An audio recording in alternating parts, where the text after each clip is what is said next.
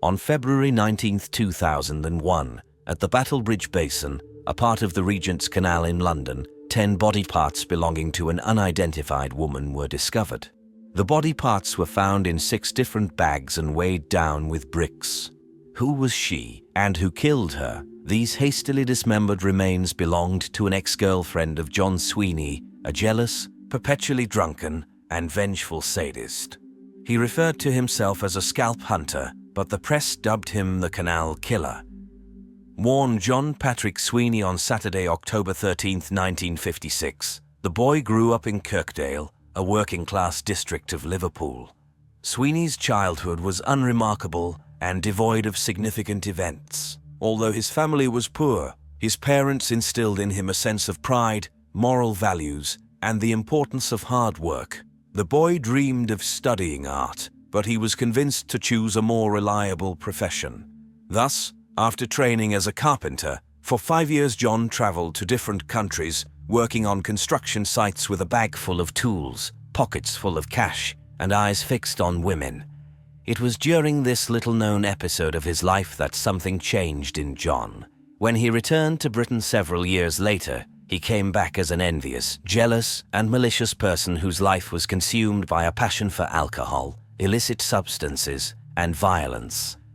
Upon returning to Liverpool, John still looked like the boy who had left a few years earlier, with his tousled red hair and mischievous sparks in his eyes. But his almost childlike face, which always seemed kind and smiling, concealed a growing rage within him. After meeting the lovely Anne Bramley in 1976, John married her and moved in with her. Soon after, they had children. However, it was not a happy union. John was either absent from home and uninvolved in raising the children, or he behaved aggressively and horrifically abused his wife. He often used different aliases, such as Joe Johnson, Joe Carroll, or Liverpool Joe, to hide the increasing number of charges against him for various offences. In 1979, after 3 years of marriage, concerned for the safety of her children and repeatedly reporting her husband to the police, Anne made a courageous decision and filed for divorce. 2 years later, she gave John one last chance, believing that he had changed, overcome his addiction, and that a bright future awaited them. But her husband had not changed. He was still intoxicated, drugged, and dangerous, and he was consumed by a desire for revenge.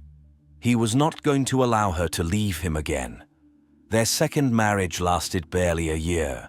Anne escaped to her family in the middle of the night. But no matter how far she ran or how carefully she hid, John always found her.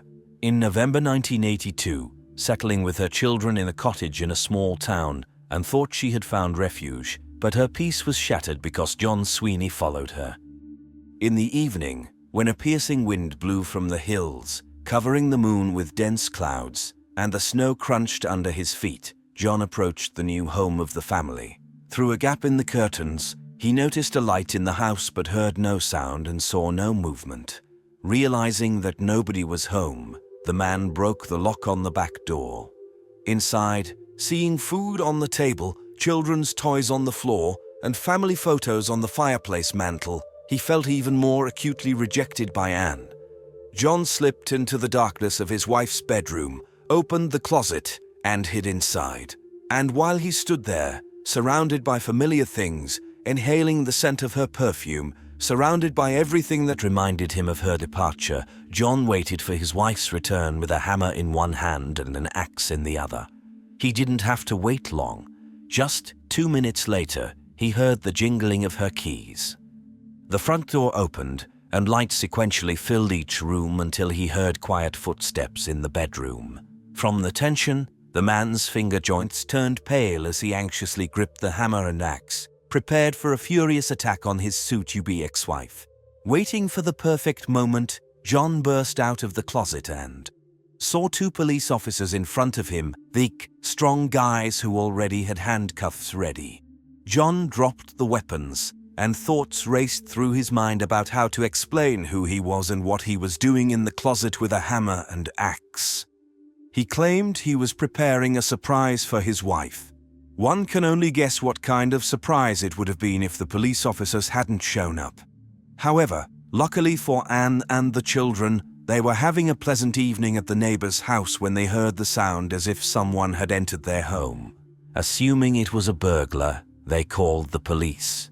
John was arrested, but he was not charged with attempted murder or anything similar. Since it is difficult to prove intentions to commit a crime, and considering that everything happened in what could formally be considered his own home, the law couldn't do anything to him. He was released on the condition of staying away from Anne. John started over and moved to London. He returned to Liverpool only to visit his mother. Although he and Anne crossed paths more than once, they managed to maintain civilized relations for the sake of the children until her death in 2001. In the same year, 10 body parts, placed in 6 separate bags and weighted down with bricks, were dumped at the Battlebridge Basin Canal in London. But the body in the canal did not belong to Anne. John never again attempted to take her life. Perhaps he never had the opportunity again, perhaps he still loved her, or perhaps he knew it was wrong to deprive the children of a caring mother.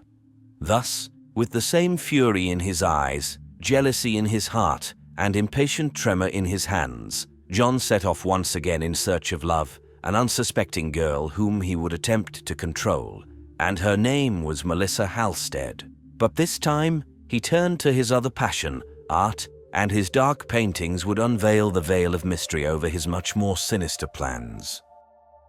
Born in Ohio, Melissa Halstead was a bright, courageous, and cheerful girl whose free-spirited nature was balanced by kindness and inner warmth.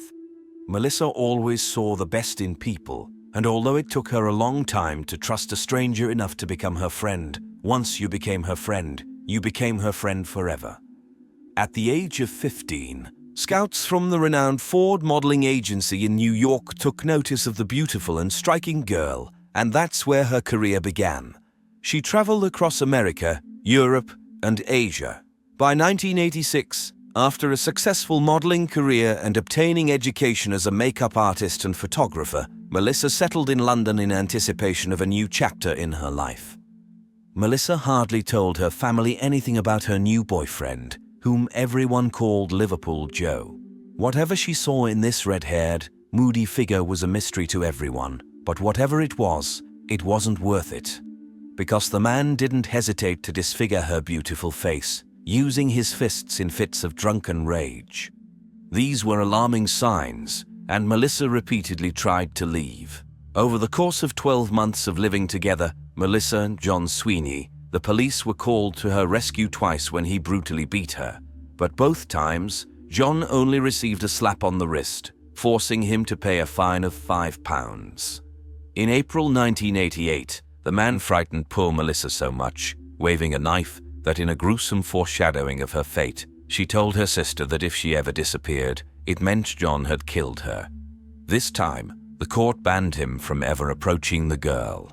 Melissa's work visa was about to expire, and she continued to travel thousands of kilometers away from John, visiting Austria, France, Germany, Belgium, and the Netherlands.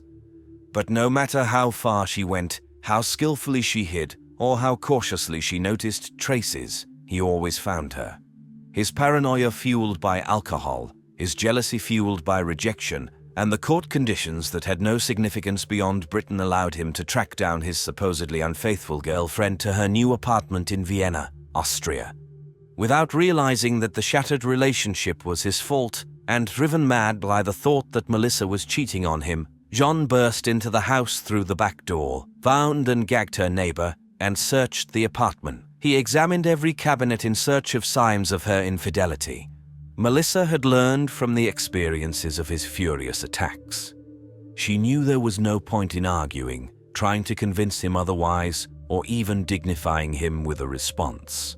Instead, understanding that he needed time to cool down, she bought him a ticket to Amsterdam. Whether it was a clever ploy to distract a dangerous lover, a kind gesture to give him a chance to calm down, or an honest promise to resume their relationship is unknown, but it worked. John took the ticket and left. But a few days did not calm him down. On the contrary, He blamed Melissa for everything he had ever experienced because of women who deceived and rejected him. She rejected him like Anne, abandoned him like Anne, and destroyed him like Anne. John's anger came full circle, and it was time to finish what he had started, to seek revenge.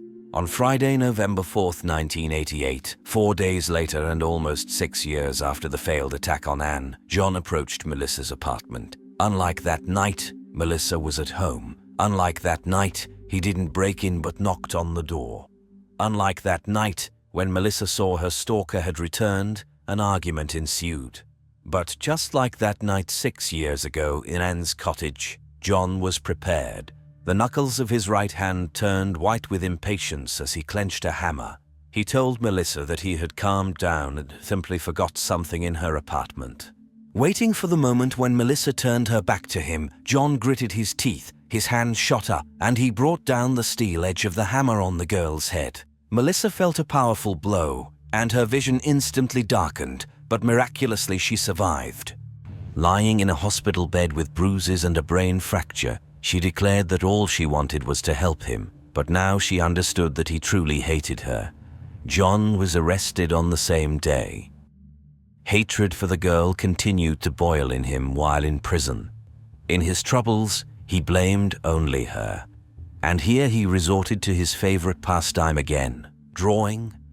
His drawings were not only frightening, realistic, and highly detailed, but they also served as a confession of the thoughts and desires that consumed him. His imagination was so deranged that it's hard to describe it in words. The most disturbing sketch he sarcastically titled Romantic Weekend 2 in Austria. But if it could be characterized in any way, it was certainly not romantic. However, Melissa knew nothing about the drawings. She believed his tears and assurances that she was all he had, so she took an unexpected step. The judge sentenced John to 12 months in prison and a 10-year ban on entering Austria to protect his victim from any danger. But he was released earlier after an emotional plea from the person he almost killed, Melissa. And on Monday, March 27, 1989, after serving only half of his sentence, 34-year-old John Sweeney walked free, inhaling the fresh Austrian air as the cold breeze played with his red beard. The stunningly beautiful Blom, a former model, kissed him on the lips.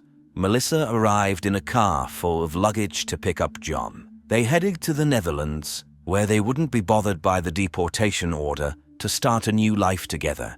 However, those 6 months in prison did nothing to rid the man of his drinking habit, his use of illicit substances, his paranoia, jealousy, and his obsession with violence and torture.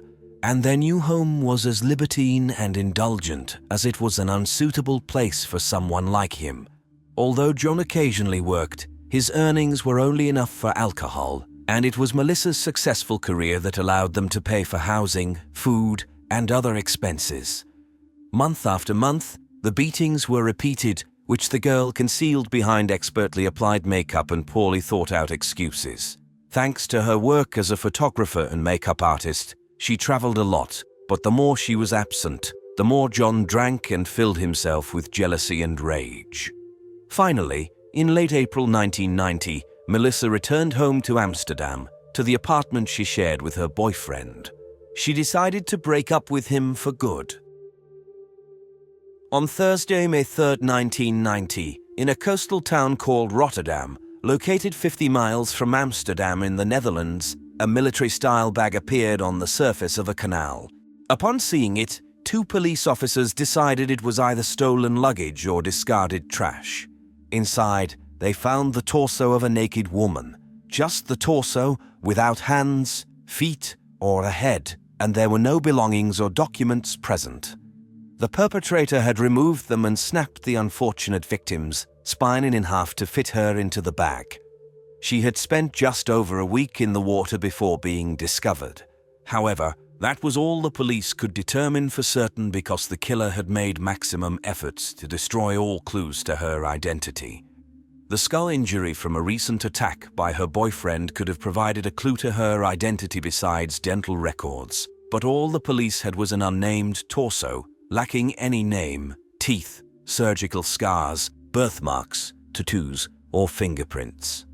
Since no missing persons matching her description had been reported in Rotterdam, Melissa was marked as Jane Doe and buried in an unmarked grave in a local cemetery. We will never know exactly how or where she died. We do not know how her killer transported her body from Amsterdam to Rotterdam.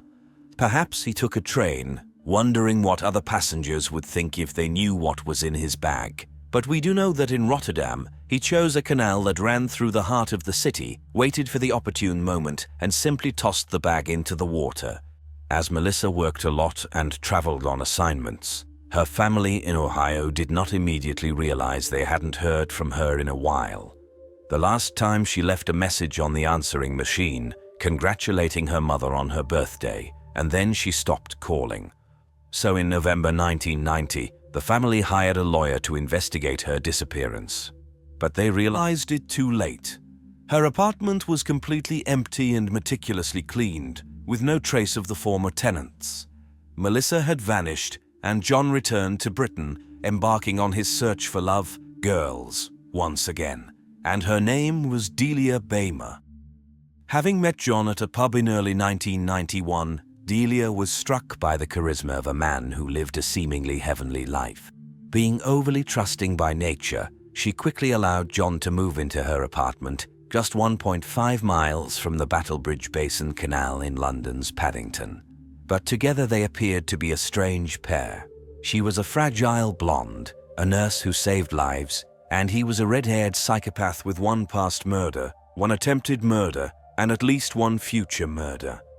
Delia brought warmth and coziness into the home, while John complemented it with illicit substances, alcohol, a tarantula, stacks of horror magazines, and a collection of gruesome paintings depicting scenes of violence, severed body parts, blood, torture, and headless female bodies.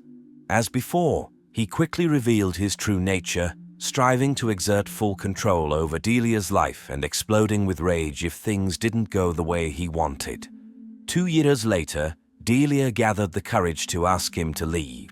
He agreed, but he kept delaying the moment, continuing to exert control over every aspect of her life.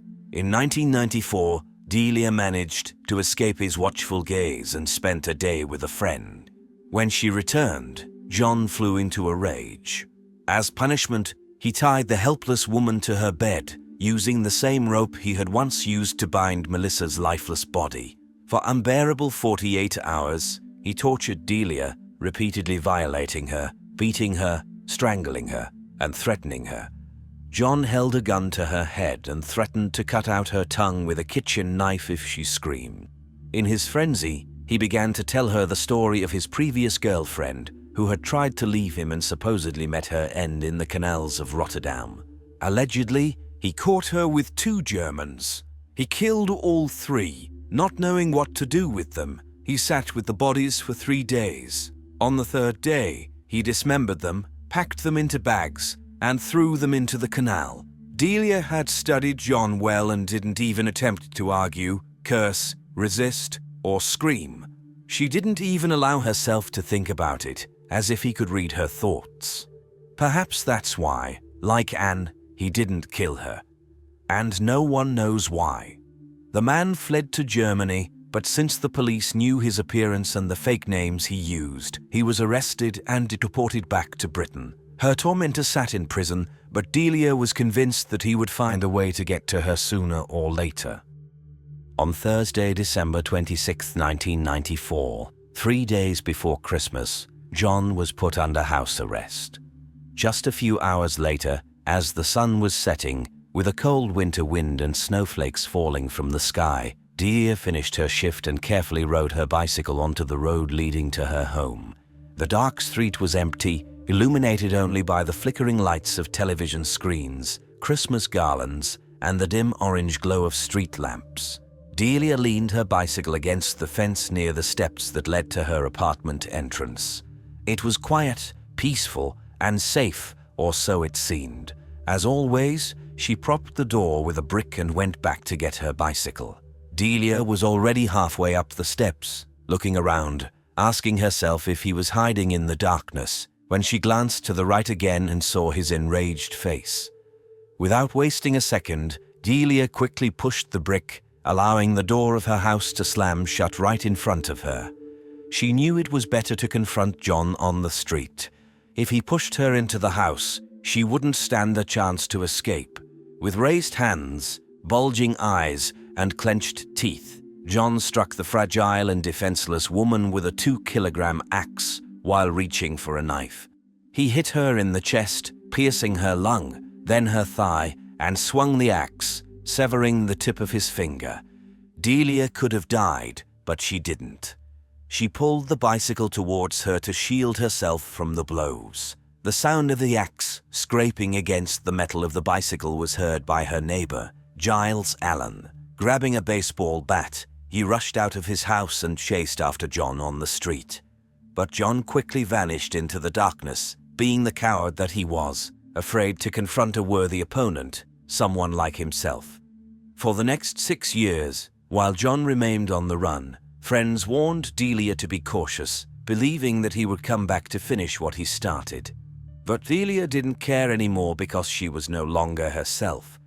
And even though, after 6 years, 10 parts of a woman's body, carefully packed into 6 different bags, would be discovered at Battlebridge Basin, a London dock in the Regent's Canal, bearing a striking resemblance to Melissa's murder, Delia Bamer would not be the victim. That woman was still alive, because she still had to become John Sweeney's future ex-girlfriend. Having gone on the run, John didn't make much effort to lay low. He headed north, where he visited his mother, as well as his ex-wife Anne and their children. On January 2nd, 1995, just 11 days after the attack on Delia, John sent a letter to the police and Scotland Yard, boasting about his crimes and claiming they would never catch him. Since the red-haired butcher was easy to find, he decided to hide in another European country. He disappeared from all radars for 6 years. What happened to him during those years, where he was, what he did, and whom he possibly killed, remains unknown. The only certainty is that he returned to his gruesome drawings, promising brutal retribution against women who dared reject him. However, in early 2000, he came back to Britain, where he resumed his search for love. And her name was Paula Fields. As one of 11 children in a poor family living in the poorest district of Liverpool, Paula's childhood, along with her brothers and sisters, was challenging, but their troubles were only beginning.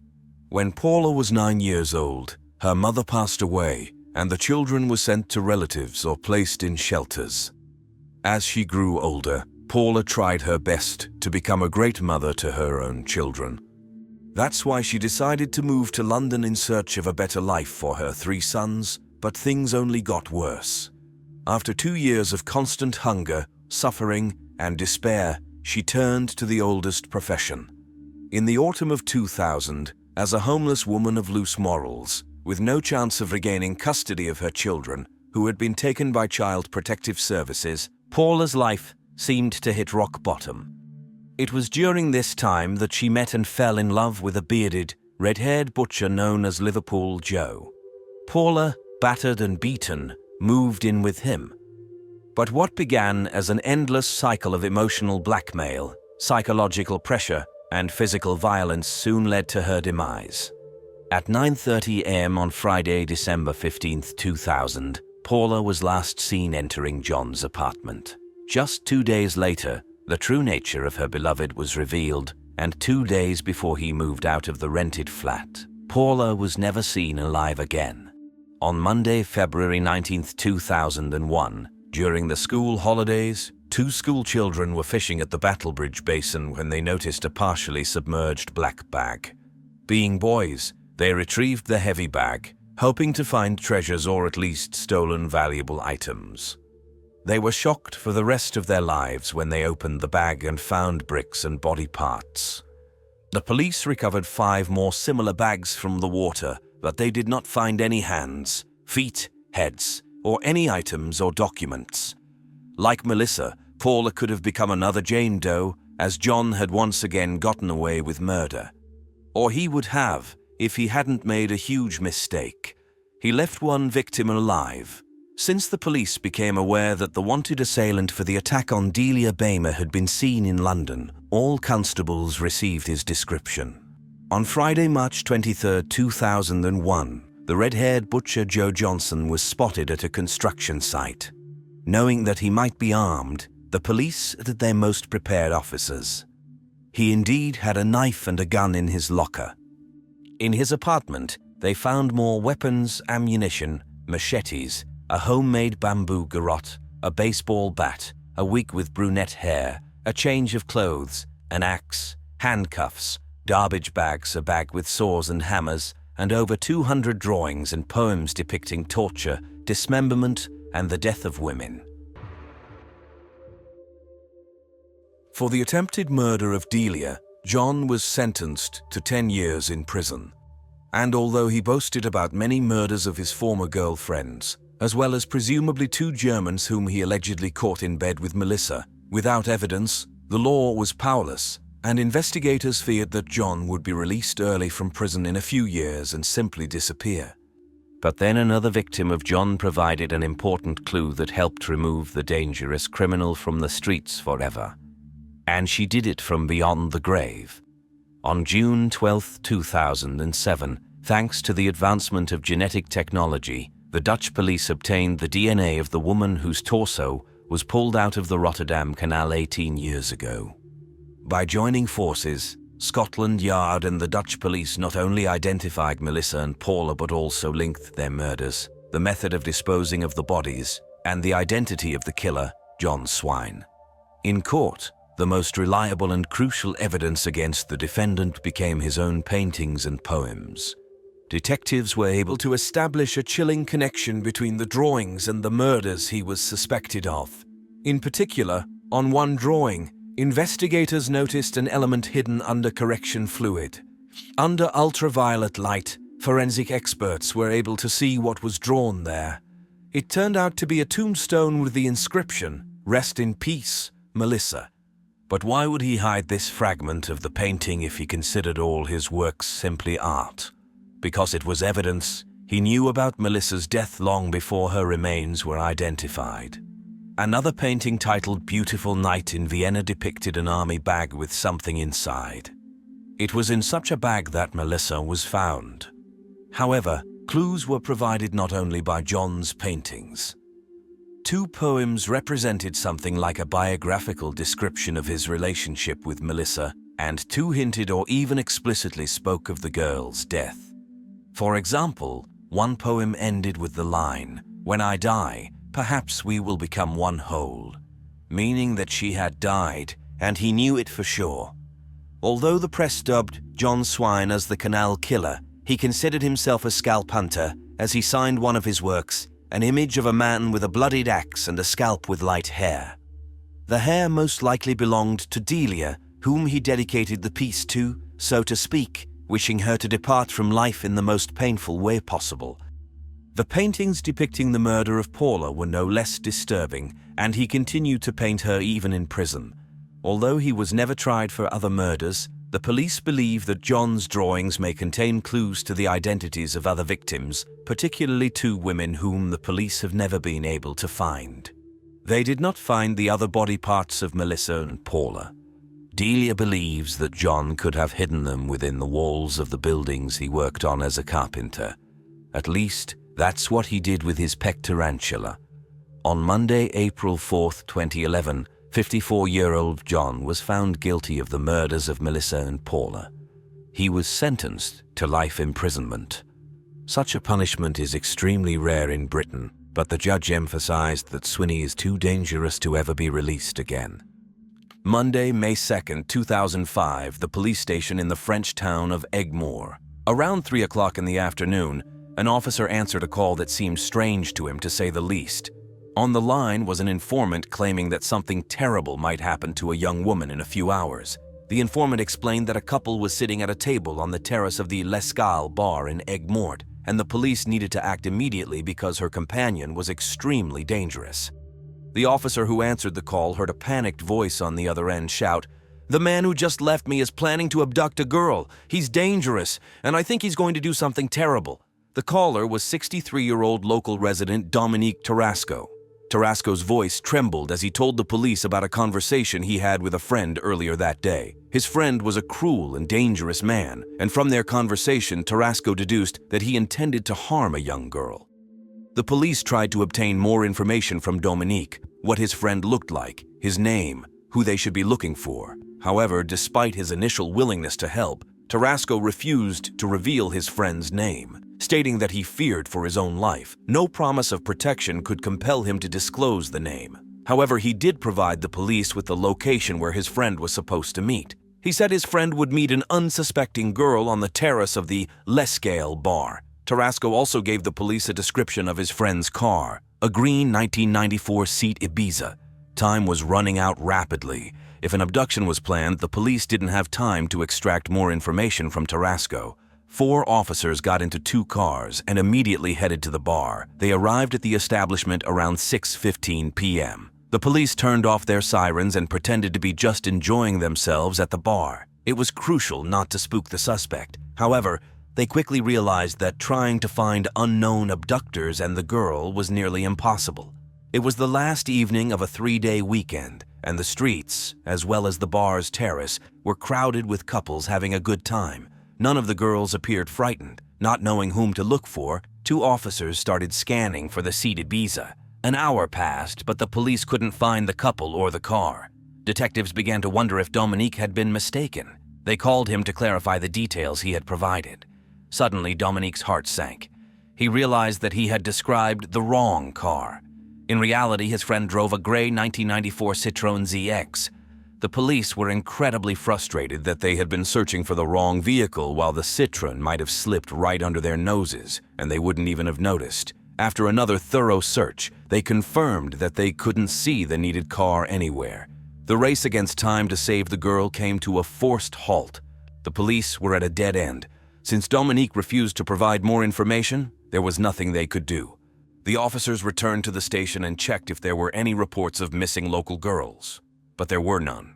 Dominique had given the police incomplete and inaccurate information. A logical question arises. Why did they believe him in the first place? Dominique Tarasco was known to the local police. Officially, he was involved in collecting recyclables, but unofficially, he was the owner of an illegal nightclub near Egmore. The seemingly simple wooden shed housed a popular establishment frequented by both local celebrities and less reputable individuals. The police wanted to shut down the illegal club, but Tarasco managed to strike a deal with them. He had become a police informant, and in exchange, law enforcement turned a blind eye to his business. Tarasco had already been of great use to the police, providing them with information about impending crimes that had led to several arrests. However, none of these cases had been as serious as a human abduction.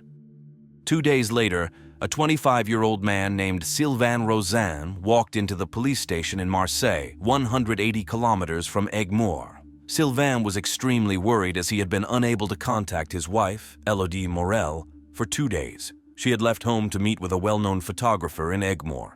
Sylvain explained that 28-year-old Elodie had worked as a waitress in bars and restaurants for most of her life, but she had grown tired of long night shifts, unpredictable working hours, low pay, and difficult customers.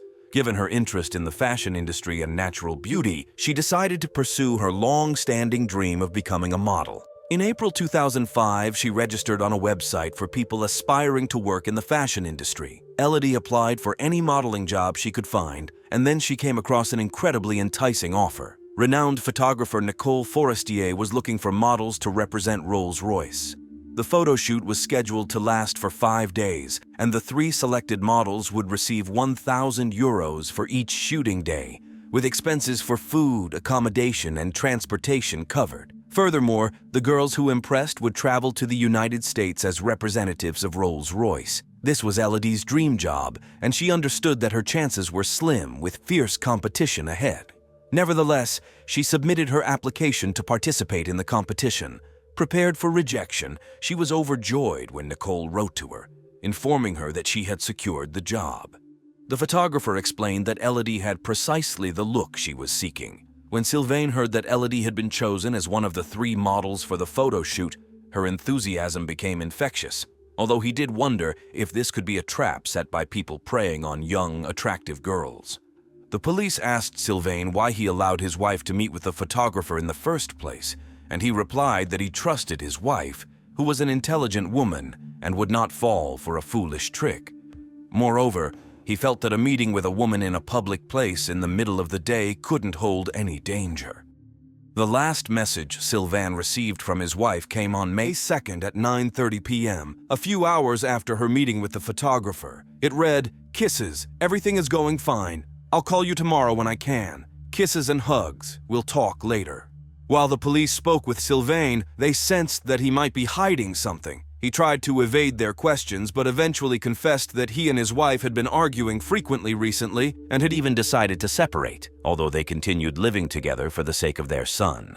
The police believed that the couple's relationship and Elodie's last message suggested that she might have chosen not to contact her husband voluntarily. However, Sylvain insisted that there was no reason for his wife to conceal a new romance, if there was one, and that she would never, ever abandon their son. She had always wanted their son to grow up in a loving family, something she herself had lacked in her childhood. The police had no doubts that there could be a million innocent reasons why the young woman hadn't been in touch with her husband. Perhaps she had no cell phone signal, or she had lost her phone. However, Sylvain insisted that something needed to be done.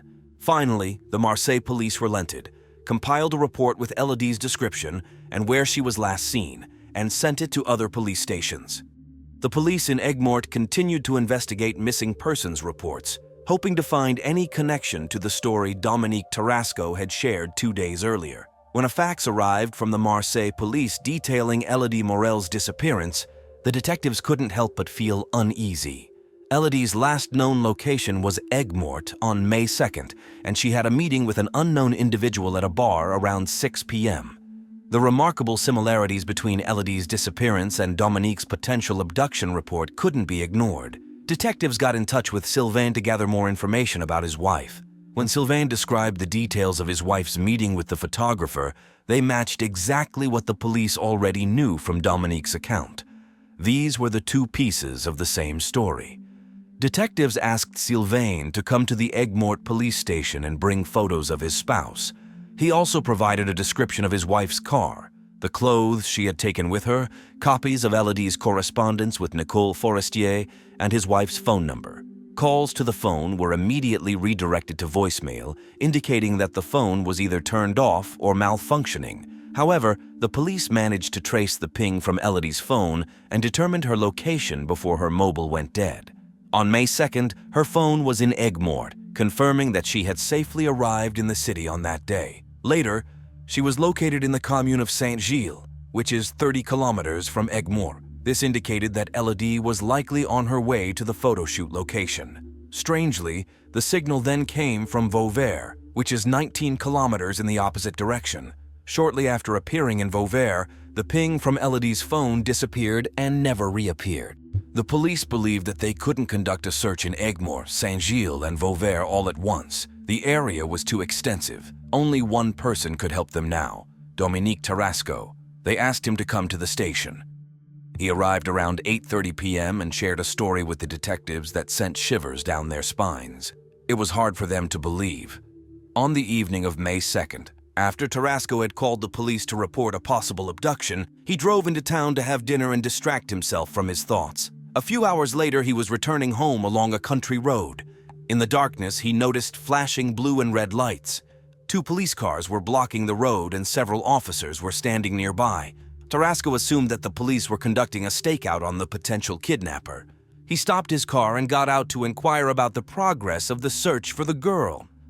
Although he had not disclosed the name of the potential abductor to the detectives, Tarasco hoped that the police had located the man's car. Meanwhile, the officers observed an agitated man approaching them, waving his arms and shouting strange questions. When he got closer, they could tell that he was slightly intoxicated. The man was asking whether they had found the car, arrested the suspect, and if the girl was okay, but the police couldn't make sense of his words. They didn't understand what he was talking about because they were simply conducting a routine check on cars passing along that road. While Tarasco was talking to the police, a car slowly approached them. Dominique instantly recognized the vehicle. It was his friend's gray Citroën ZX from 1994. It was his friend's car. As the officers were preoccupied with Dominique, the car drove past the police vehicles and sped away without being stopped. Tarasco noticed his friend in the driver's seat, and a beautiful, long-haired girl was sitting in the passenger seat. She seemed to be leaning against the window as if asleep. Dominique became extremely uneasy. He began demanding that the police chase after the car and arrest the driver, but they were no longer listening to him. Suddenly, the man's phone rang. He glanced at the screen and saw that it was his friend, who had just driven past him. Dominique's heart sank, but he managed to answer the call. As it turned out, his friend hadn't noticed him. Instead, he called to warn Dominique about the police presence near his home, advised him to be careful, and then ended the call.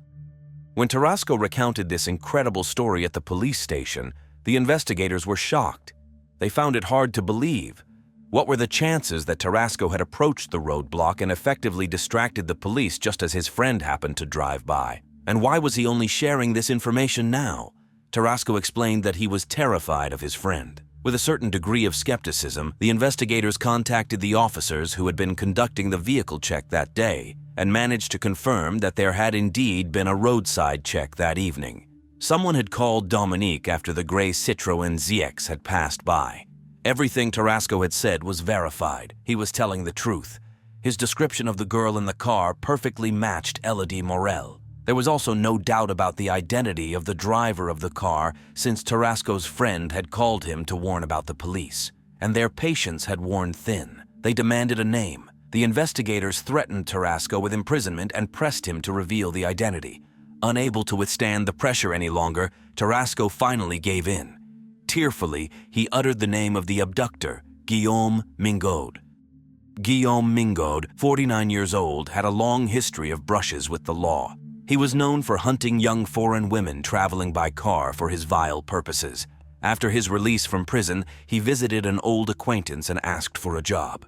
This acquaintance turned out to be Dominique Tarasco. Dominique had no desire to employ such a dangerous person, but fearing Mingaud himself, he hired him as a bouncer in his nightclub, where his violent nature could serve some purpose.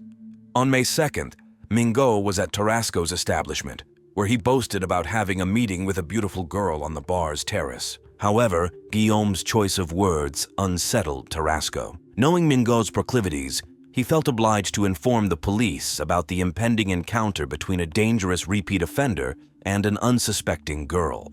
Learning of Mingaud's criminal history, the police immediately classified him as the prime suspect. However, the case was still based on Tarasco's vague statements and could be dismissed as a series of unlikely coincidences. Detectives needed evidence of Elodie's abduction by Guillaume Mingaud. They questioned the bar staff, who confirmed that Mingaud was a regular customer and had arrived with a beautiful girl that day. It became increasingly evident that Elodie Morel was in the hands of a very dangerous individual capable of anything. Yet, the detectives had no idea where to find the suspect. Mingaud had traveled extensively, often staying with acquaintances or spending nights in nightclubs. He could be anywhere. Therefore, they set up a trap to lure him. Detectives forced Dominique to call Mingaud and arrange a meeting. Mingaud told Dominique that he would be at a nightclub in Montpellier, a 30-minute drive from Aigues-Mortes. The club was familiar to Mingaud as he had once worked there as a bouncer. Officers positioned themselves in the club's parking lot and waited. The plan worked. A white van pulled up, and to the police's surprise, Guillaume Mingaud was indeed in the passenger seat. An unknown middle-aged man was driving, but was Elodie inside? Mingaud got out of the car and the police immediately moved to apprehend the suspect. The man tried to flee, but they quickly brought him down and arrested him. The driver of the van didn't resist.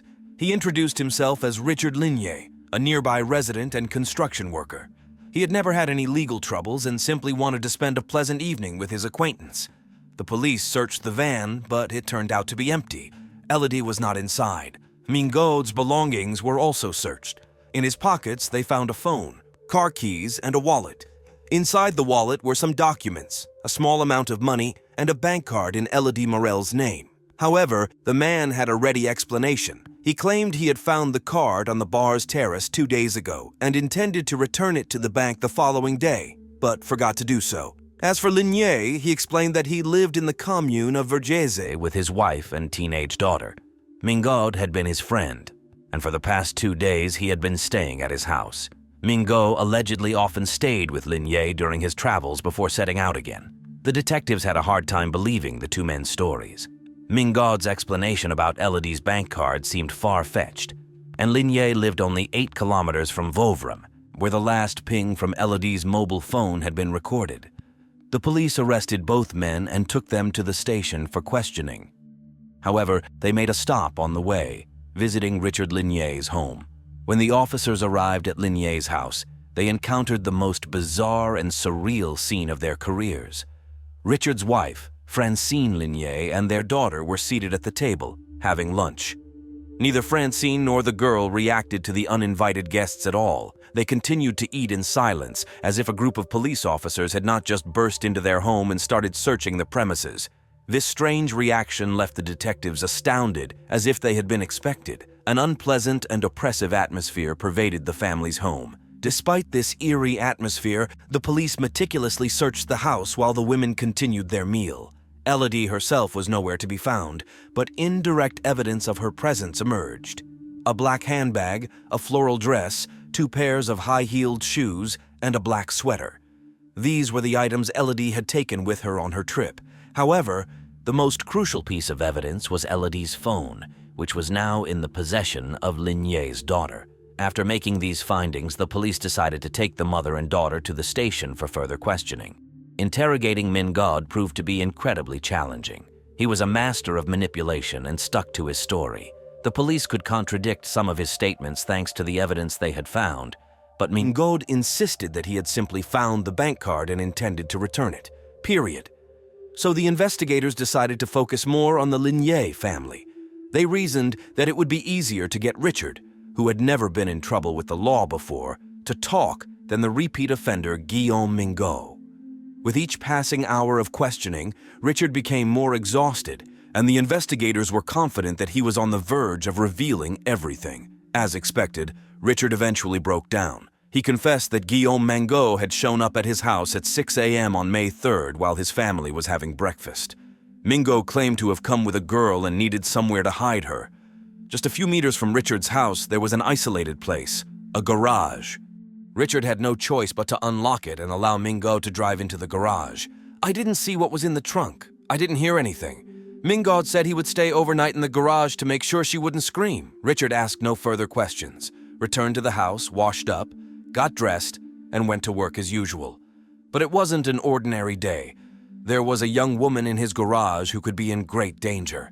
Richard was well aware of how cruel and dangerous Mingo could be, but not once throughout the entire day did he feel the need to contact the police and report what was happening in his garage. After Richard's confession, his wife Francine fully corroborated his account. However, like her husband, she never considered calling the police to report the girl in her garage. She was afraid that by doing so, Mingo would harm her daughter. She added that on the evening of the same day, May 3rd, Mingo entered their house, demanding dinner. He had with him a black bag, a dress, 2 pairs of high-heeled shoes, a sweater, and a phone. He handed the items to Richard and Francine as a gift. Francine took the items without asking questions, while she gave the phone to their daughter, as she happened to need a new one. During lunch, Mingo first mentioned that the girl might report him to the police and hinted at his terrible intentions toward her. Upon learning that Lin Ye had revealed everything to the police, Guillaume Mingo lost confidence in himself and came up with a new version of events. He admitted to posting a fake message online about upcoming photo shoots for Rolls-Royce.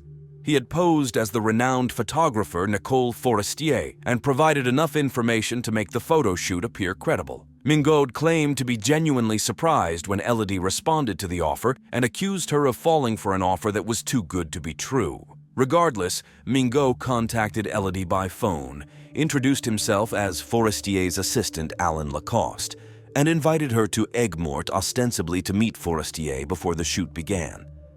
After meeting Elodie, he proposed going on a trip to the locations where the photo shoot was planned. She agreed and messaged her husband, assuring him that everything was fine. As he had done in the past, Mingo drove Elodie onto a country road. Sensing that they had gone far enough, he attacked her. However, he told the police that all he needed was her bank card and PIN. He claimed that he simply let her go afterward, using her card to make some purchases, refuel his car, and withdraw some cash. This was confirmed by the ATM camera. Mingo denied Linier's claims about the garage and other things. Of course, no one believed that Mingo had lured Elodie to Aigues-Mortes just to steal her bank card. While interrogating him, investigators searched Linier's garage and found several dozen cigarette butts, fingerprints, and DNA evidence from both Guillaume and Elodie. These pieces of evidence confirmed that Elodie had been in the garage with Mingo. Confronted with these facts, Mingo provided yet another version of what happened. He once again claimed that he only needed Elodie's bank card. Supposedly, he did take her to the garage, but it was only to buy some time. He wanted to discuss a plan with Elodie. He would keep her bank card in exchange for her silence. Mingo stated that he was almost ready to release her when she suddenly pushed him. He justified the subsequent violence with his explosive temper. The end of the first week of May was supposed to be the grand finale of the photo shoot for Rolls-Royce. Instead, on May 6th, Mingo was wrapping up his statements about what had occurred. He revealed where he had left Elodie. The police found her black 1995 BMW sedan in the Aigues-Mortes parking lot. The license plates confirmed that it was her car. When detectives opened the trunk, they found Elodie there. She had died from asphyxiation. During the autopsy, more horrifying details of what had happened to Elodie during the harrowing 36 hours she spent in the clutches of her captor, with no one coming to her aid, were uncovered. There's no need to enumerate these details, as one can easily imagine what a criminal of this nature could do to an attractive young woman who had fallen into his trap. Guillaume Mango, Richard, and Francine Linier faced trial in January 2008. During the trial, Mingo once again mocked the feelings of all Elodie's friends and family. Despite all the evidence gathered and his own confession, he claimed that everything was Richard Linier's fault and that he had fallen in love with Elodie at first sight, so he allegedly couldn't harm her. No one bought into his lies, and in February 2008, he was sentenced to life imprisonment. He filed an appeal which was approved. His sentence was reduced to a maximum of 30 years with a minimum of 20 years in prison. Richard and Francine were initially sentenced to 6 years, but their prison terms were increased to 8 years after a year. Sylvain Racine struggled deeply with what happened to his wife and never publicly commented on the case. Elodie's top priority had been to raise her son in a safe and happy home environment, and Sylvain promised himself that he would do everything possible to ensure that. Dominique Tarasco, who first reported the possible kidnapping to the police, understands that his reluctance to reveal Guillaume Mingo's name hindered the timely rescue of Elodie. He acknowledges that he still regrets not fully cooperating with the police. Dominique believes he could have saved Elodie Morel because he knew enough but didn't act on it. He has never been charged in connection with this case. I will tell you a story. It won't be a happy family tale. It's a story about human psychology, control, and manipulation. And the worst part of this story is not the events unfolding in it. The worst part of this story is that it's true. The story begins in a fast food restaurant where Louise, an employee, is about to experience the worst day of her life. However, the day starts like any other. Employees serve customers, do their jobs, when suddenly a phone call interrupts the routine. A police officer informs about a theft that occurred in the restaurant. He claims that Louise stole a wallet from a customer and asks the assistant manager to inspect her personal belongings and confiscate her phone. After the search yields no results, the officer requests the manager to detain the girl until his arrival. And this is just the first of many increasingly questionable requests awaiting her ahead. In April 2004, Louise Ogborn from Mount Washington, Kentucky, celebrated her 18th birthday. As one of the top 10 students, she looked forward to enjoying her last month of school before pursuing a career in medicine. Louise was not only a talented artist and photographer, but also known for her reputation as a responsible and well-mannered young woman. When her mother lost her job due to health issues, Louise decided to temporarily set aside her dream and started contributing financially to her family. In January 2004, she took a part-time job at McDonald's. Earning $6.35 per hour, Louise was considered a reliable employee who never hesitated to take on extra shifts to help her colleagues. On Friday, April 9th at 4:45 p.m., as Louise was preparing to go home after her shift, she was asked to stay a bit longer to cover for a sick colleague.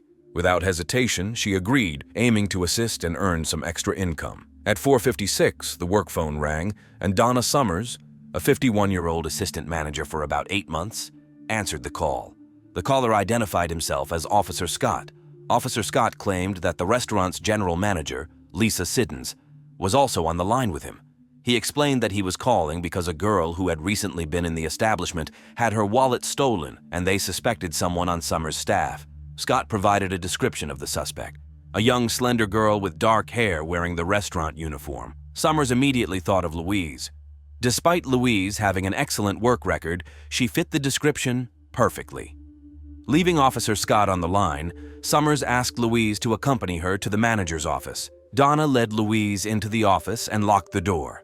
Donna informed Louise that a police officer accused her of stealing a wallet. Shocked, Louise immediately declared her innocence, stating that she could never steal anything. Donna explained that the police officer had described Louise as a suspect in the theft. Officer Scott was still on the line, and Summers alternated between talking to him and Louise. Scott informed Summers that the girl had a choice.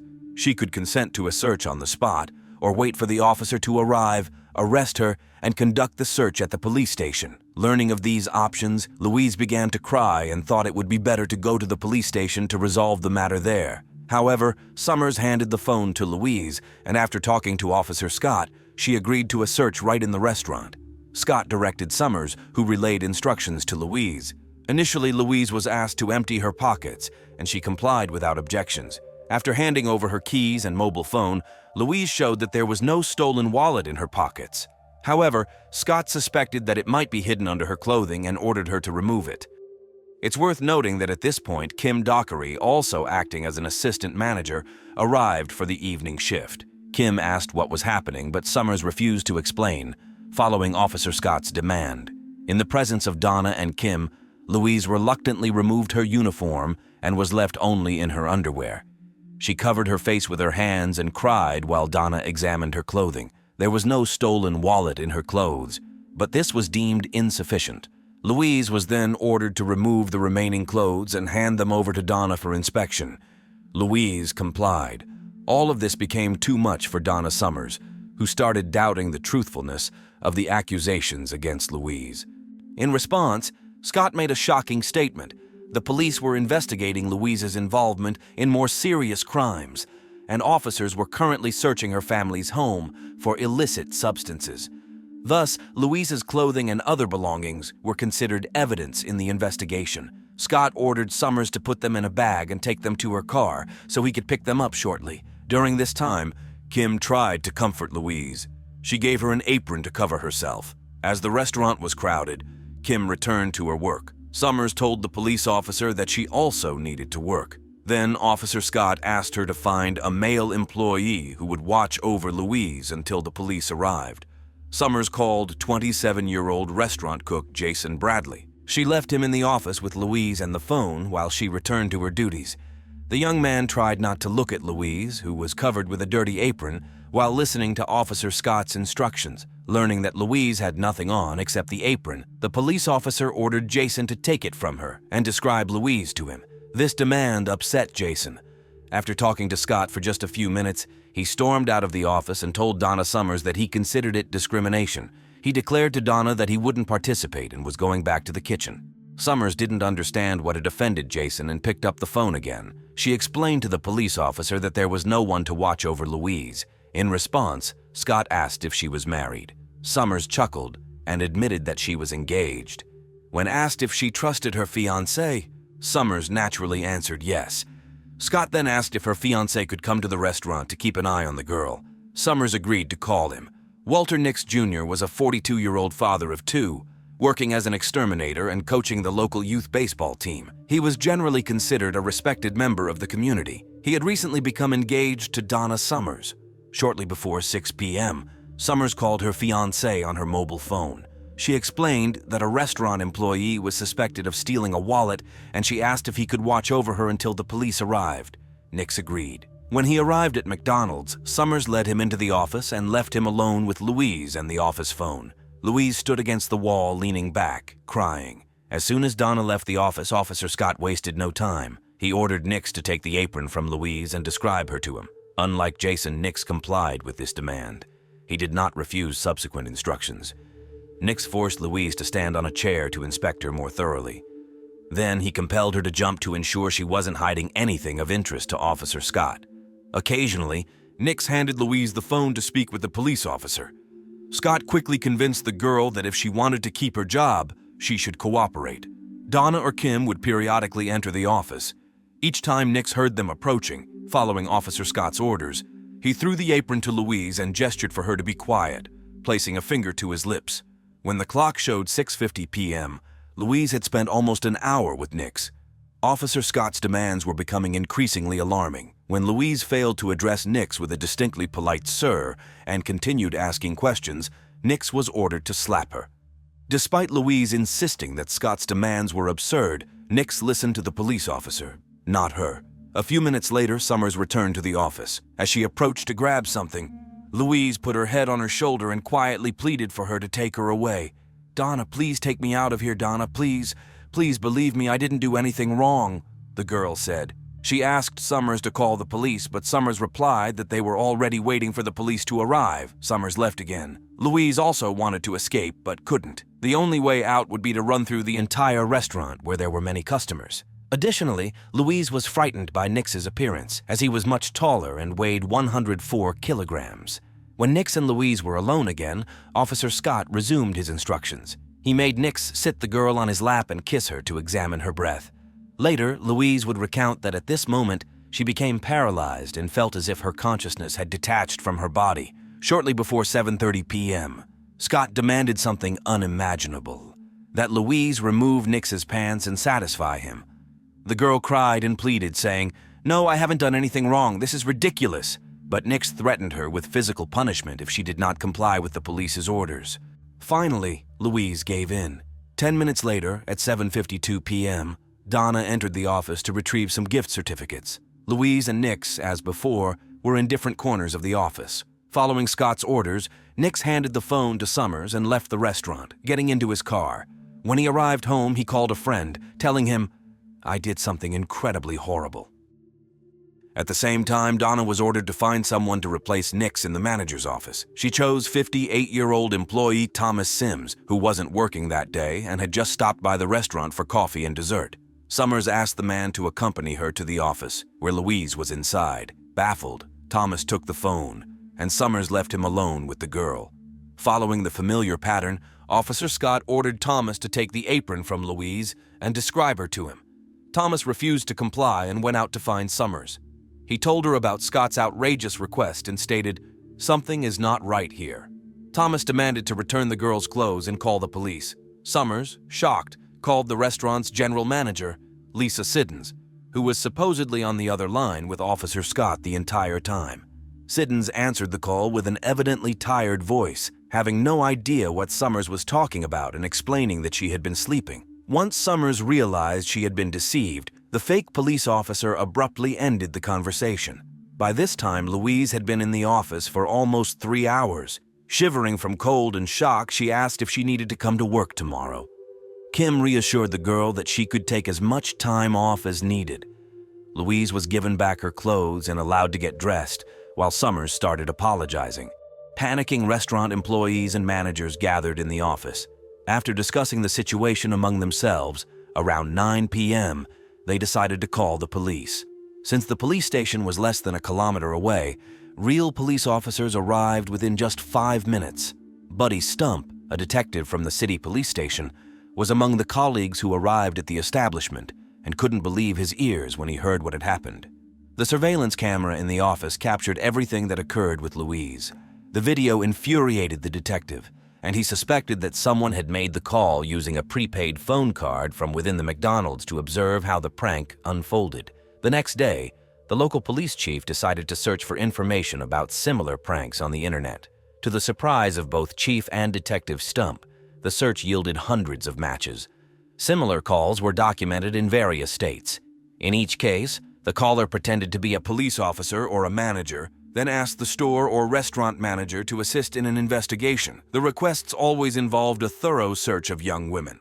The prankster targeted fast food chain restaurants in small towns and had been active for 12 years. Interestingly, this wasn't the first incident in Kentucky. In 2000, a McDonald's manager responded to a call from someone claiming to be a police officer.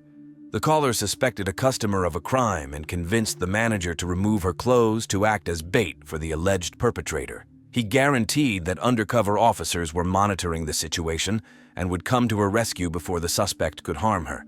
In another incident at a Burger King in Indiana, the fake officer persuaded the manager to search a young female employee. When the girl's father arrived, as usual, to take her home, he had to literally jump over the counter and forcibly make the manager release his daughter. By the end of 2003, there were almost 60 similar incidents reported. Upon learning the extent of the prankster's crimes, Detective Buddy Stamp set a goal to find and apprehend him once and for all. Fortunately, someone in the McDonald's restaurant managed to dial *69 when Officer Scott finished the call. This function allowed them to trace the call. Detective Stamp determined that a prepaid AT&T phone card was used for the call, sold at a Walmart in Panama City, Florida, on April 9th at 3:02 p.m., less than 2 hours before the incident with Louise began. Stamp's colleagues in Panama City connected him with Detective Victor Flaherty, an investigator from Massachusetts, who was probing similar calls to Boston restaurants. Flaherty also linked the Boston calls to prepaid AT&T cards sold in Panama City supermarkets. By comparing surveillance camera images of card buyers at Walmart, the police discovered that the person of interest was a man in the uniform of a local prison supervisor. They quickly identified the suspect as 38-year-old David Stewart. Stewart was married and raising 5 children, having worked in the prison for 11 months. Previously, he had worked as a security guard in a shopping center and as a truck driver. Flaherty went to Stewart's home, introduced himself, and asked if he had a prepaid phone card. The man sweated profusely and inquired if anyone was harmed. When told that no one was physically harmed, but the psychological recovery would take years, he exclaimed, "Finally, it's all over." Despite his exclamation, Stewart denied any knowledge of the calls or having a phone card. He called a lawyer and invoked his right to remain silent. Police searched Stewart's trailer home, finding numerous police journals and dozens of rejected police job applications. Only one phone card was found in the trailer, and it turned out to be not the one used for the call to McDonald's in Kentucky, Mount Washington, although it was used for 9 other calls in 2003. Law enforcement in Mount Washington charged Stewart, and he was transferred to Kentucky. In case of a guilty verdict, he faced a 15-year prison sentence. Around the same time, Louise agreed to give an interview and share what happened during that incident. She explained how she trusted Donna Sammers, believing that as an assistant manager, she would take care of her employees. Louise confessed that her greatest desire at that moment was to escape from the office, but in her perception, fleeing from the office would be equivalent to fleeing from the police. Additionally, her family depended financially on her job, and she feared losing it. She also noted that her parents had taught her to obey and not argue when an adult asked her for something. Louise's interview was supplemented with comments from a clinical psychologist who confirmed that her description of feeling as if her consciousness had separated from her body was common among people who had experienced similar situations. As a result of the prank call, Walter Nix faced serious charges. Donna was shown what her fiancé had done to Louise, and she immediately ended her relationship with him. Initially, Summers was suspended from work at the restaurant and later dismissed. McDonald's cited a violation of company rules, specifically that the woman brought a stranger into the office, as the reason for her dismissal. Summers was also charged with unlawful imprisonment. Her colleague, Kim Dockery, was transferred to another restaurant. Collectively, the charges against Nix could have led to a 20-year prison sentence. In February 2006, he pleaded guilty to assault and unlawful imprisonment in exchange for a 5-year prison term. He claimed that he himself became a victim because he sincerely believed in following the police officer's orders, even when the orders became inhumane. During the trial, he apologized to Louise. Summers was sentenced to a year of probation, although the prosecutor insisted on actual imprisonment. He explained, "It didn't matter whether Summers thought she was dealing with a police officer or not. If the President of the United States ordered to take a girl's clothes and lock her in a room, there would be no justification for that. However, some leniency was shown towards her after Louise revealed that her manager had been deceived and she became another victim of the crime. The trial of Stewart began on October 24, 2006, following the court decisions in the cases of Nix and Summers so they could testify against him. Nix claimed in court that he simply followed Officer Scott's instructions. Donna asserted that she spoke with three, as it seemed to her, different people and heard a police raid in the background. Moreover, Scott knew the names of several employees and a customer in the restaurant, claiming that the general manager of the establishment, Lisa, was on the other line, so Donna believed she was talking to a real police officer. Detective Stamp questioned how Stewart could know the names of the employees and customers. He replied that he did not know because investigators could never confirm these claims. The bombshell effect was produced by the testimony of Thomas Sims, a restaurant worker who put an end to the cruel prank. According to him, Louise said she would receive a substantial check as a result of what she went through. Thomas admitted that he never reported this statement to the police and only informed McDonald's management. Stewart's lawyers skillfully used this testimony to suggest that Louise staged the entire incident to demand compensation from McDonald's. The defense also argued that the prosecution lacked sufficient evidence, and the discovered phone card was not the one used to make the call to McDonald's in Kentucky, Mount Washington. Furthermore, the fact that Stewart bought the card does not prove that he used it. On October 31st, the jury found Stewart not guilty and all charges were dropped. Despite this, the prosecutors were convinced that they caught the right person, as there were no calls from the prankster since his arrest. Louise filed a $200 million civil lawsuit against McDonald's, blaming the company for not informing employees about the prankster, even though the company knew about the prankster for at least 2 years. There were about 30 other calls to McDonald's, and 12 cases resulted in lawsuits in 4 different states. All these cases ended in out-of-court settlements. Louise's case was the only one that went to trial. The jury was given 12 possible verdict options. They deliberated for a long time and finally decided that part of the blame for what happened lay with the prankster and the other part was on McDonald's. They ruled that the company would pay Louise over $6 million. It later became known that the jury members took a long time to deliberate because they couldn't agree on the compensation amount for Louise. One juror wanted to give her $100 million, while another insisted on just $1. As a result of an unsuccessful appeal, McDonald's was obliged to pay an additional $2.4 million to cover legal expenses. Incredibly, Donna also filed a $50 million lawsuit against McDonald's, claiming that the management did not warn restaurant managers about the prankster.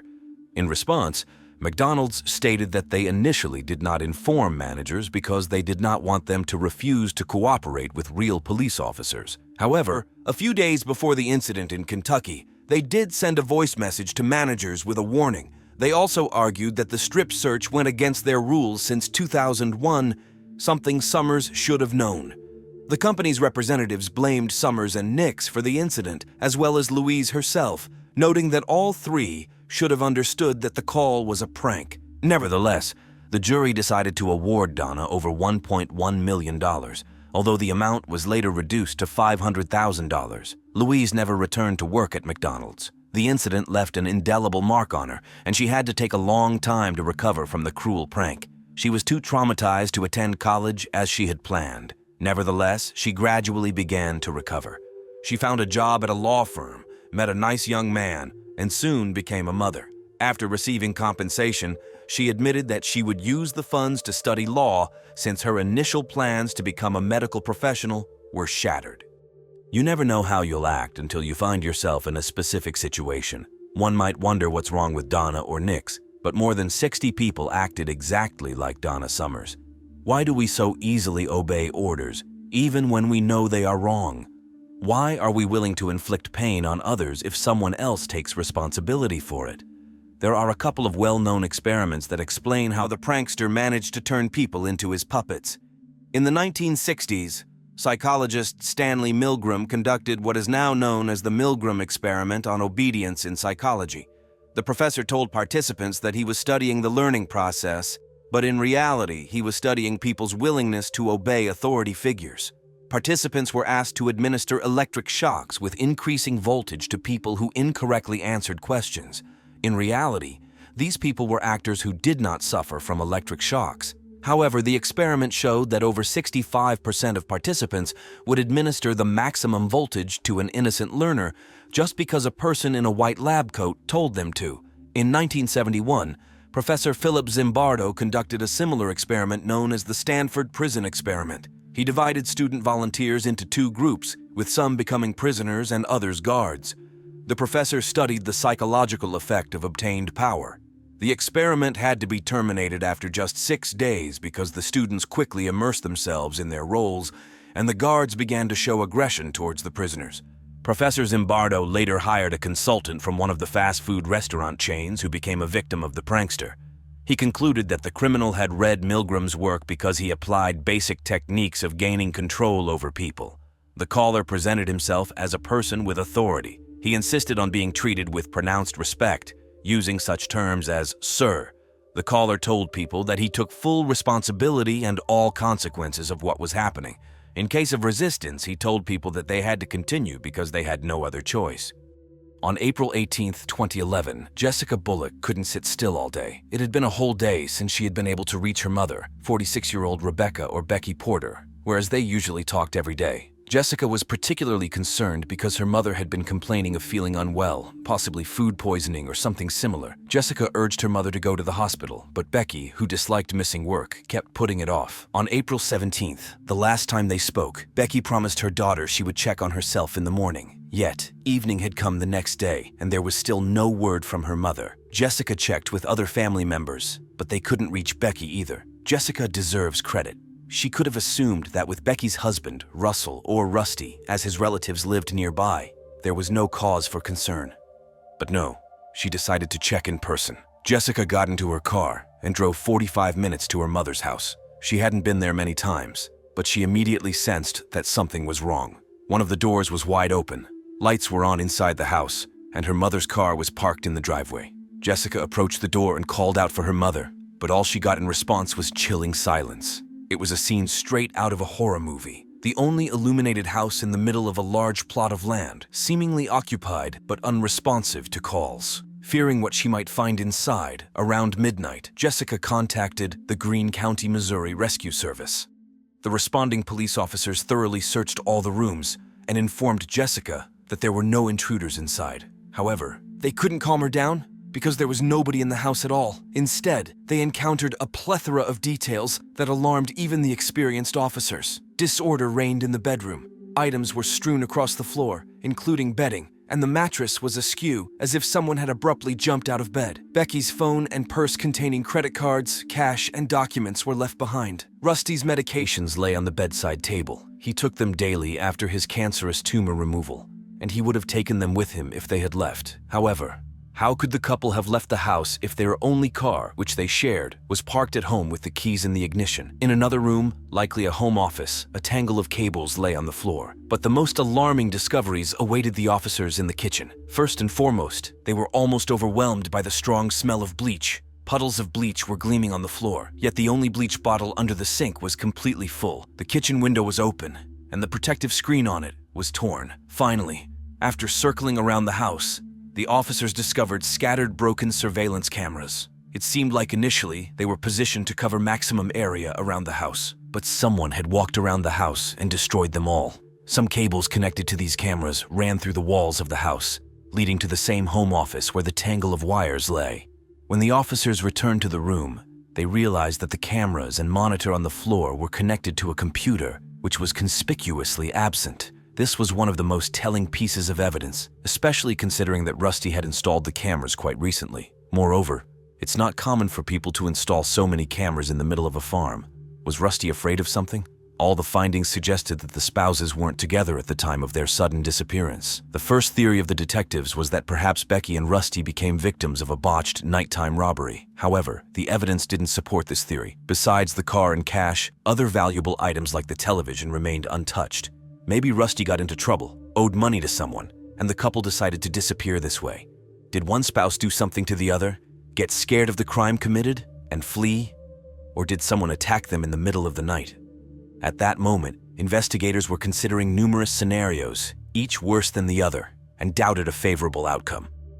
The police began questioning friends and relatives of the couple, starting with Rusty's mother, Kay Simmons, who lived in a small house directly behind the family home. She recounted that Rusty and Becky had only been married for about a year. The newlyweds moved into the house on the 49-acre property owned by Kay's parents. Also, less than a kilometer away from the young couple, Kay's brother and Rusty's uncle, Robert Campbell, lived with his wife Carolyn. Rusty and Becky seemed like a very happy couple, but their relationship raised doubts among their close circle. Some were uneasy about the 12-year age gap between the spouses, and Jessica and her brother even skipped their mother's wedding. On the evening of the previous day, the 17th, Rusty's son dropped by to ask his mother for painkillers because Becky wasn't feeling well. According to Kay, Rusty behaved as usual and didn't tell his mother anything that would worry her. She also didn't hear any strange sounds later that night.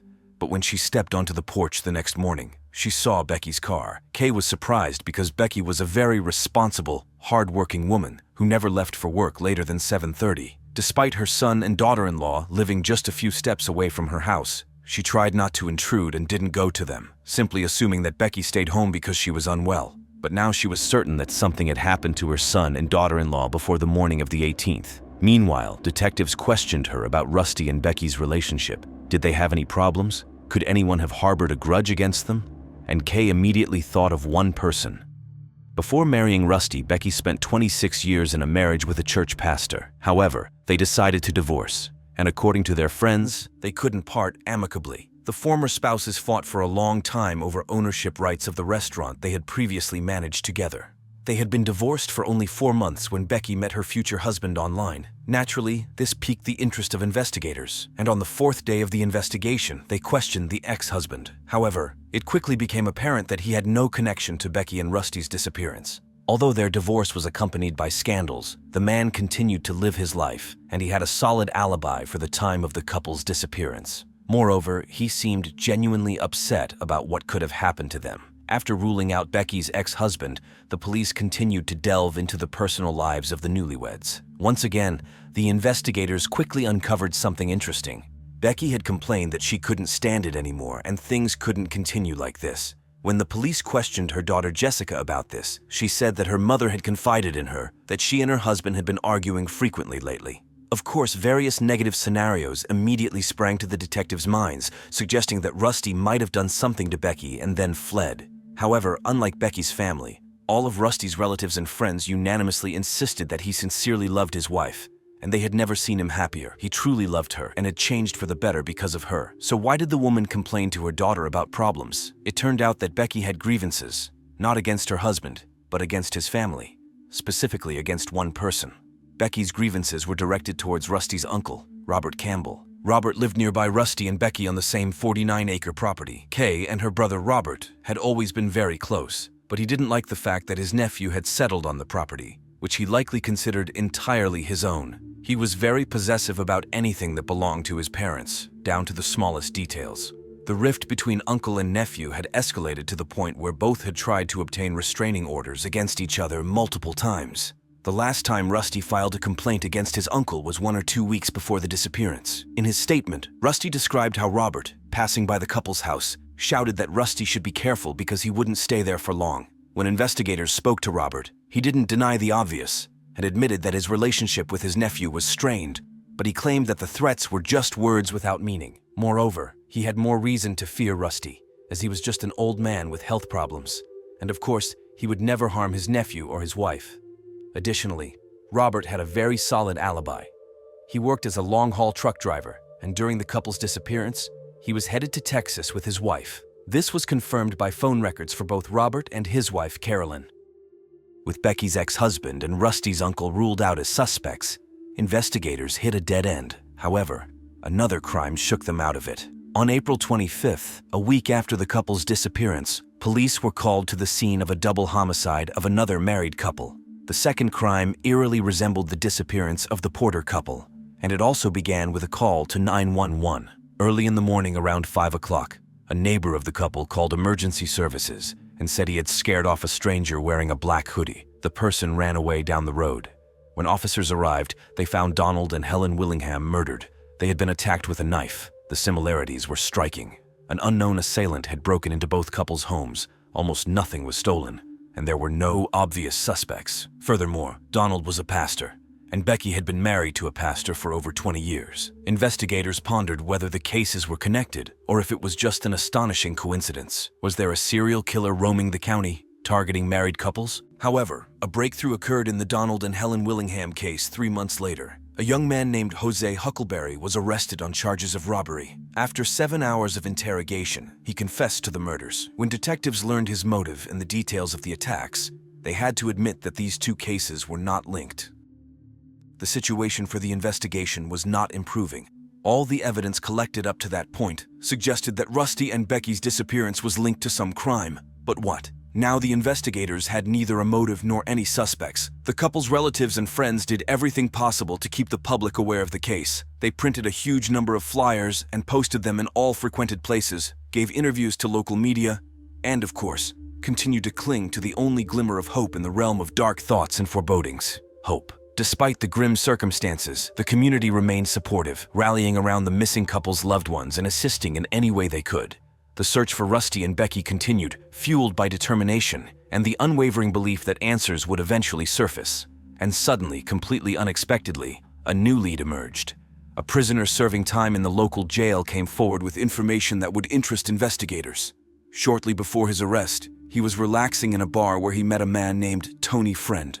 They struck up a conversation during which Tony boasted about several crimes he had committed. Among them was the murder of Rusty and Becky Porter. Detectives were skeptical of the informant, who naturally came forward only in hopes of striking a deal with the prosecutor. However, they were obligated to investigate. At the very least, they needed to find out who this Tony Friend was. The more they delved into the man's past, the fewer doubts remained about the informant's words. Tony Friend, 43, had a history of repeated involvement in violent attacks and armed robberies, rather than minor offenses, indicating a propensity for cruelty. However, it was only after examining his phone data that detectives believed they had a solid lead.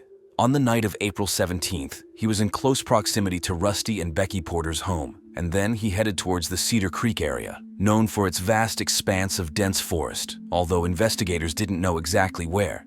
They invited him in for questioning, but it proved to be a futile exercise. Tony denied any connection to the couple, claiming he hadn't committed any crimes and had no knowledge of the matter. He didn't answer most of the questions, and those he did answer were so evasive that essentially the only thing he confirmed was his name and age. Detectives had hoped for a more fruitful outcome, but they were now convinced that they needed to dig deeper in this direction. Knowing that Tony had been near the missing couple's home before heading towards Cedar Creek, investigators decided to speak with his relatives and friends. Since Tony grew up in the area, he likely knew it well, and there could have been a secluded spot known only to his close acquaintances. They were right. Tony's cousin immediately recalled a place where they used to play as children. It was an area with dense vegetation near Cedar Creek, inaccessible by car. The kids called it the bulldozer spot because that's where old, non-functional cars were dumped. There were also dilapidated and abandoned cabins, which had been falling apart since they were children. The woman led the police to this location, and it turned out to be the piece of information they had been missing. On July 21st, the police headed to the specified location in Cedar Creek, specifically to the old cabin where Tony used to play with his friends in his childhood. Immediately, they detected a distinct smell, the unmistakable odor of decomposition. In the center of the dilapidated cabin, amidst piles of debris, they found a hole in the wooden floor. Inside, they discovered the bodies of two individuals, still dressed in their pajamas. Blood at the scene indicated that they were killed right there. The bodies had significantly decomposed, and investigators relied on dental records and DNA to confirm their identities. It was Rusty and Becky. Autopsies revealed that each of them had died from a single gunshot wound to the right temple, fired at close range. The discovery of the bodies dashed the last hopes of Becky and Russell's family to see them alive. It was even more difficult for them because they couldn't comprehend why someone would do such a thing. It was an execution-style murder. However, the investigators' task shifted from searching for bodies to finding the killer, and all circumstantial evidence pointed to one suspect. The police had another ace up their sleeve. Despite Tony's hardened criminal background, modern technology played a crucial role in the investigation.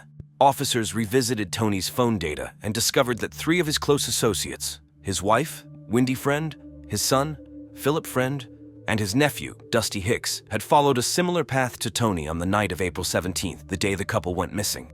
If Tony remained tight-lipped, perhaps they could pressure one of them. Investigators identified 26-year-old Philip, Tony's son, as the weakest link among the accomplices. During the period between the couple's disappearance and the discovery of the bodies, Philip had been implicated in a theft and was serving time in prison. He had already experienced incarceration, so when detectives threatened him with charges of double homicide, he agreed to talk.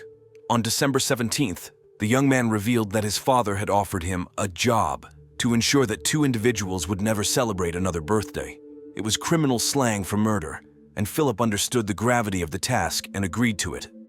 So, on April 17th, according to the boy's account, his father, Wendy, Dusty, and he got into the car and headed to Rusty and Becky's house. Wendy stayed in the car while the others put on gloves, balaclavas, taped the cuffs of their sleeves and pants with tape to not leave a single hair at the crime scene, grabbed a bottle of cleaning solution with bleach, and headed towards the family's home. They destroyed the cameras and searched the entire house for a way inside, but they were unsuccessful. They were about to leave when Dusty noticed a partially open kitchen window. They cut through the protective screen, pushed the window open, and Tony helped Dusty crawl inside. Dusty then opened the back door. The accomplices then entered the couple's bedroom. They startled Rusty and Becky awake, and Dusty and Tony pointed their weapons at them. Naturally, they were terrified, begged for mercy, and didn't understand who had burst into their home and what they wanted. But the criminals had more important matters to attend to than explaining anything to their victims. They generously poured bleach all over the kitchen floor, took the computer where the surveillance camera footage was stored, and, after tying the victims' hands with zip ties, led them to the car. It's remarkable how much effort the accomplices put in to avoid getting caught.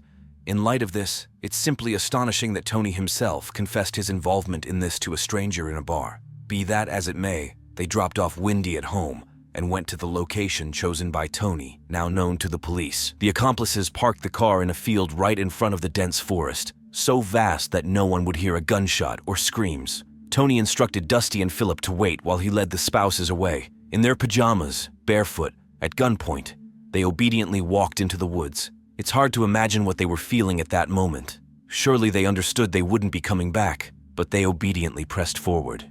According to Philip, he and Dusty sat for 10 minutes when they heard a gunshot, and it was only another 10 minutes later that the second shot rang out. The horror those 10 minutes must have been for the second victim. Tony never revealed what happened in that abandoned shack in the middle of the dense forest. There are many self-evident assumptions about this, but due to lack of evidence, they remain just that.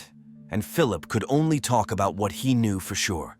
And according to his admission, it was only when his father emerged from the darkness of the forest alone that he began to understand what they had just done. After Philip's confession, investigators had only one question left that demanded an answer, although they already suspected the answer. Why did his father decide to kill two people he had never even met before? For this job, he was promised $100,000. And for Philip, this was no secret. It was Rusty's uncle, Robert Campbell, and his wife, Carolyn, Tony's sister. It was Robert who was the mastermind behind the murder, planning the attack for a time when he himself was supposed to be away in Texas. In fact, aside from disputes over the 49-hectare plot of land they lived on, he had a second motive. Robert was selling stolen equipment and using his property for these purposes. Rusty and Becky didn't like this, and they weren't going to stay silent about it. They raised a fuss that annoyed Robert.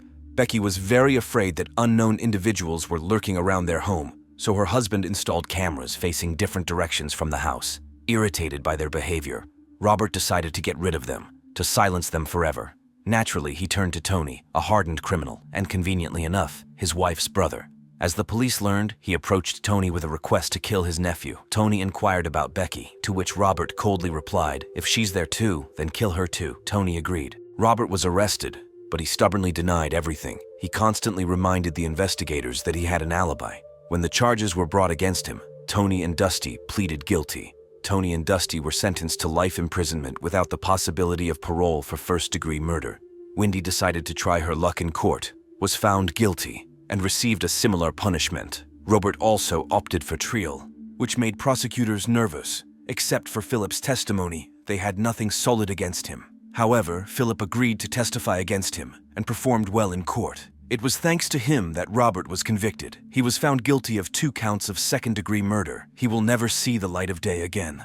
For his cooperation and willingness to plead guilty, Philip was sentenced to 13 years.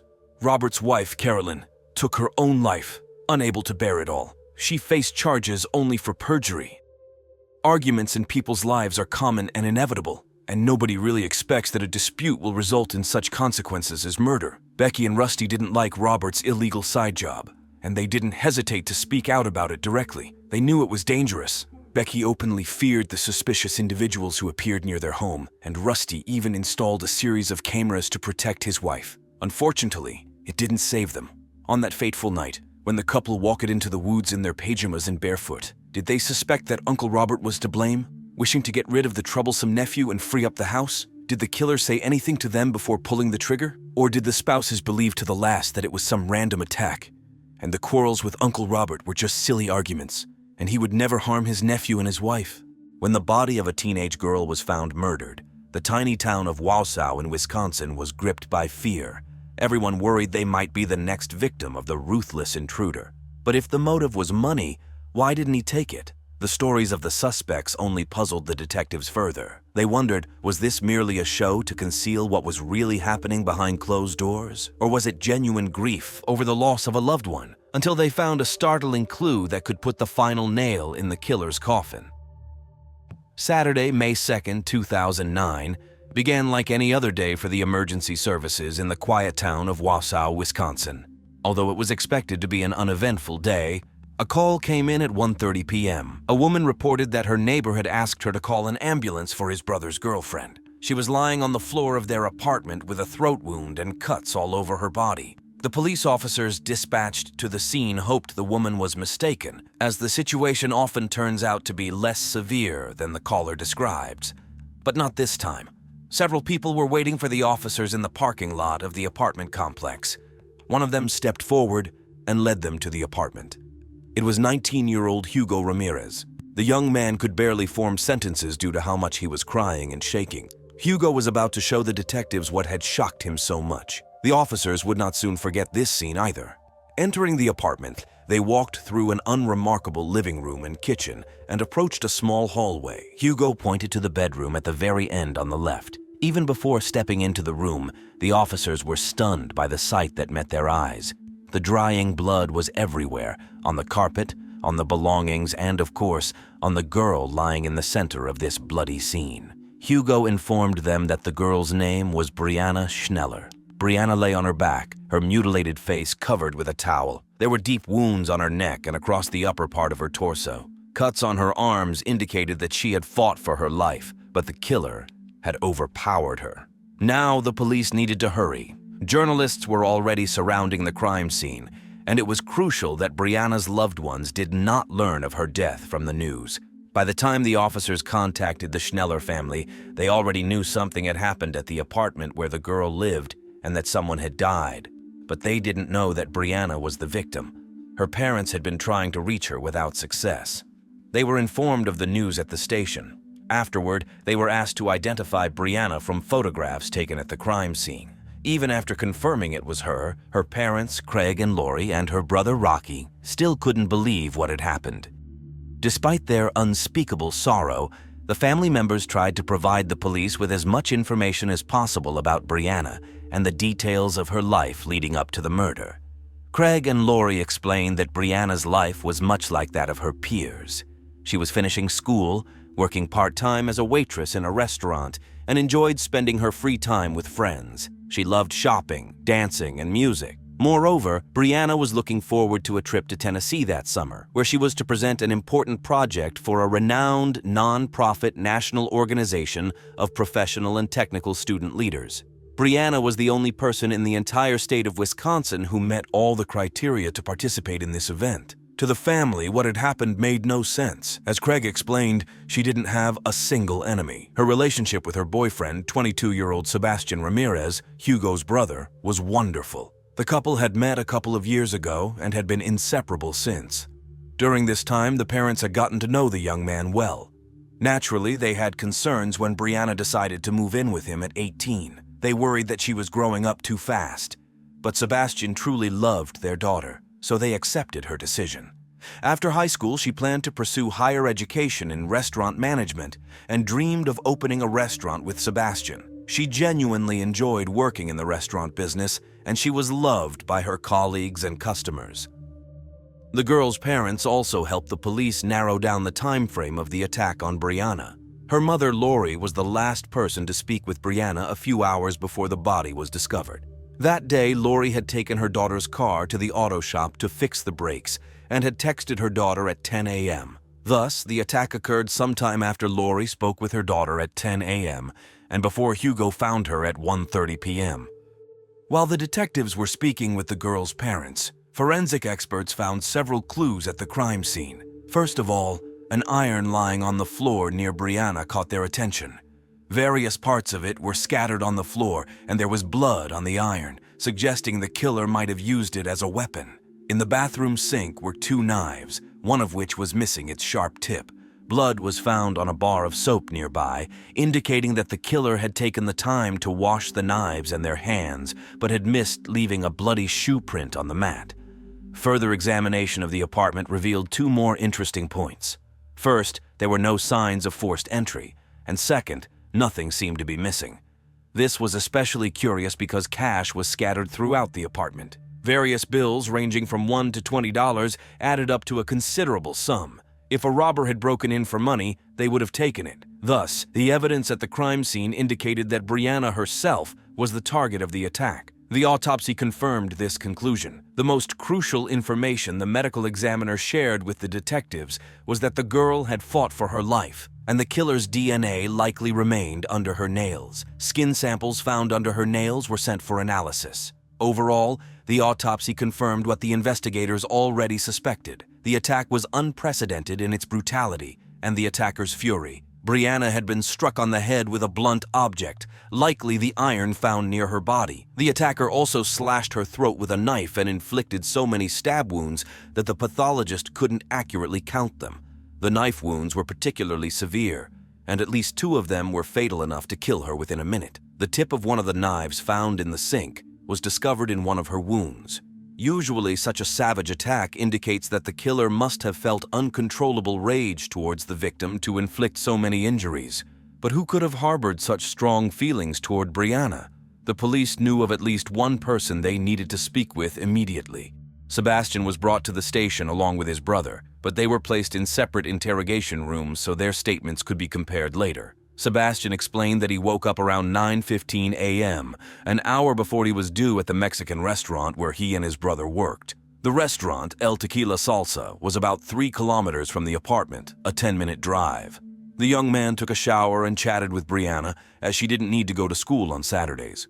Hugo had overslept, so his brother had to wake him up just before leaving the house at 10 a.m. By 10:15 a.m., Sebastian was already at work and was there when he received the call informing him about what had happened to his girlfriend. Hugo's story began much like his brother's version. After being woken up by his brother, he quickly got ready and left the house 15 minutes after Sebastian. Nothing unusual happened at work. At 1:20 p.m., Hugo went on a break and drove home to take a short nap. Entering the apartment, he initially didn't notice anything out of the ordinary. He walked down the hallway and into his room, but he soon felt uncomfortable as if something was wrong. That's when he noticed that Sebastian's room door was open. Hugo peeked inside and to his horror saw Brianna lying on the floor. Rushing over, Hugo started shouting her name, begging her to get up, to wake up, but she didn't respond. Only then did he notice how much blood there was in the room. He tried to dial 911, but his mind suddenly stopped working and his hands were shaking so badly he couldn't even press the buttons. He then ran downstairs, where through his panic he tried to explain to a neighbor that they needed to call for help. The young men seemed genuinely devastated by what had happened. Investigators wanted to believe them, but they knew they needed evidence to confirm their innocence. It was possible they were simply excellent actors, or were hiding remorse beneath a mask of grief and pain. Since both brothers' stories were identical, detectives considered the possibility that one of them committed the crime and the other was covering for him. In such a scenario, Sebastian seemed to have a potential motive to kill Brianna. Officers questioned the brothers about their relationship with Brianna, whether there were any issues, quarrels, or jealousy. Sebastian categorically denied any problems and stuck to his story. Brianna was the love of his life, and they were looking forward to a happy future together. Hugo was questioned with even greater scrutiny, especially after it was revealed he was supposed to work until 3 p.m. that day, but had changed his break time with a colleague due to a hangover, wanting to go home and rest. Detectives wanted to know if anything had happened between him and Brianna. Were there arguments? Perhaps Hugo also had romantic feelings for her, but Sebastian proved to be a more successful rival. However, Hugo vehemently denied this. Brianna was like a sister to him. He knew how deeply she and Sebastian loved each other, and he would never stand in their way. These interrogations continued for hours, but no matter what the police asked, Hugo and Sebastian stood by their stories. However, the brothers were able to clarify the issue of the scattered money found throughout the apartment. It was Hugo's tips. Previously, he used to carefully count all the money, but lately he had become lazy. When he came home, he simply emptied his pockets wherever, always promising himself to deal with it later. After obtaining DNA samples from the brothers, they were released, but in the eyes of the detectives, they remained the only suspects in Brianna's murder. Therefore, their next task was to either confirm or disprove the brothers' testimonies. Colleagues from the Mexican restaurant El Tequila Salsa confirmed that the young men were at work. Moreover, the restaurant had surveillance cameras, including ones that recorded the kitchen area. After reviewing the footage, the police confirmed that Sebastian arrived at work first at 10:13 a.m. and did not leave until after Brianna's body was discovered. Hugo arrived at work a few minutes later and took his break at 1:20 p.m., just as he had stated. At the same time, the detectives were following another lead. Their conclusion that nothing had been stolen from the apartment had been hasty. Although the money and valuables were indeed left behind, the police had not found Brianna's phone. Like any teenage girl, Brianna always kept her phone with her. Moreover, she had exchanged messages with her mother at 10 a.m., so she definitely had it with her before the murder. This greatly interested the police, as the phone could contain something crucial to solving her murder. Therefore, the detectives made finding the phone their priority. They contacted Brianna's service provider. The phone company pinged the device and not only found that it was on, but also pinpointed its exact location. The detectives took one look at the address and were stunned. They knew this place. More than that, they had just been there. The phone was located near the El Tequila Salsa restaurant, where the brothers Sebastian and Hugo worked. The detectives rushed to the location to find and seize the device as quickly as possible. Upon arrival, they realized that the coordinates were not for the restaurant itself, but for the parking lot of the shopping center where the restaurant was located. The police soon narrowed down the search area to the section where the dumpsters were.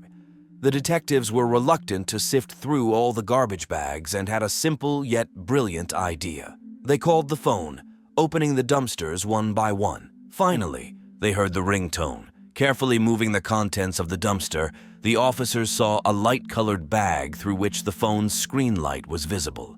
The bag contained several items, not just the phone.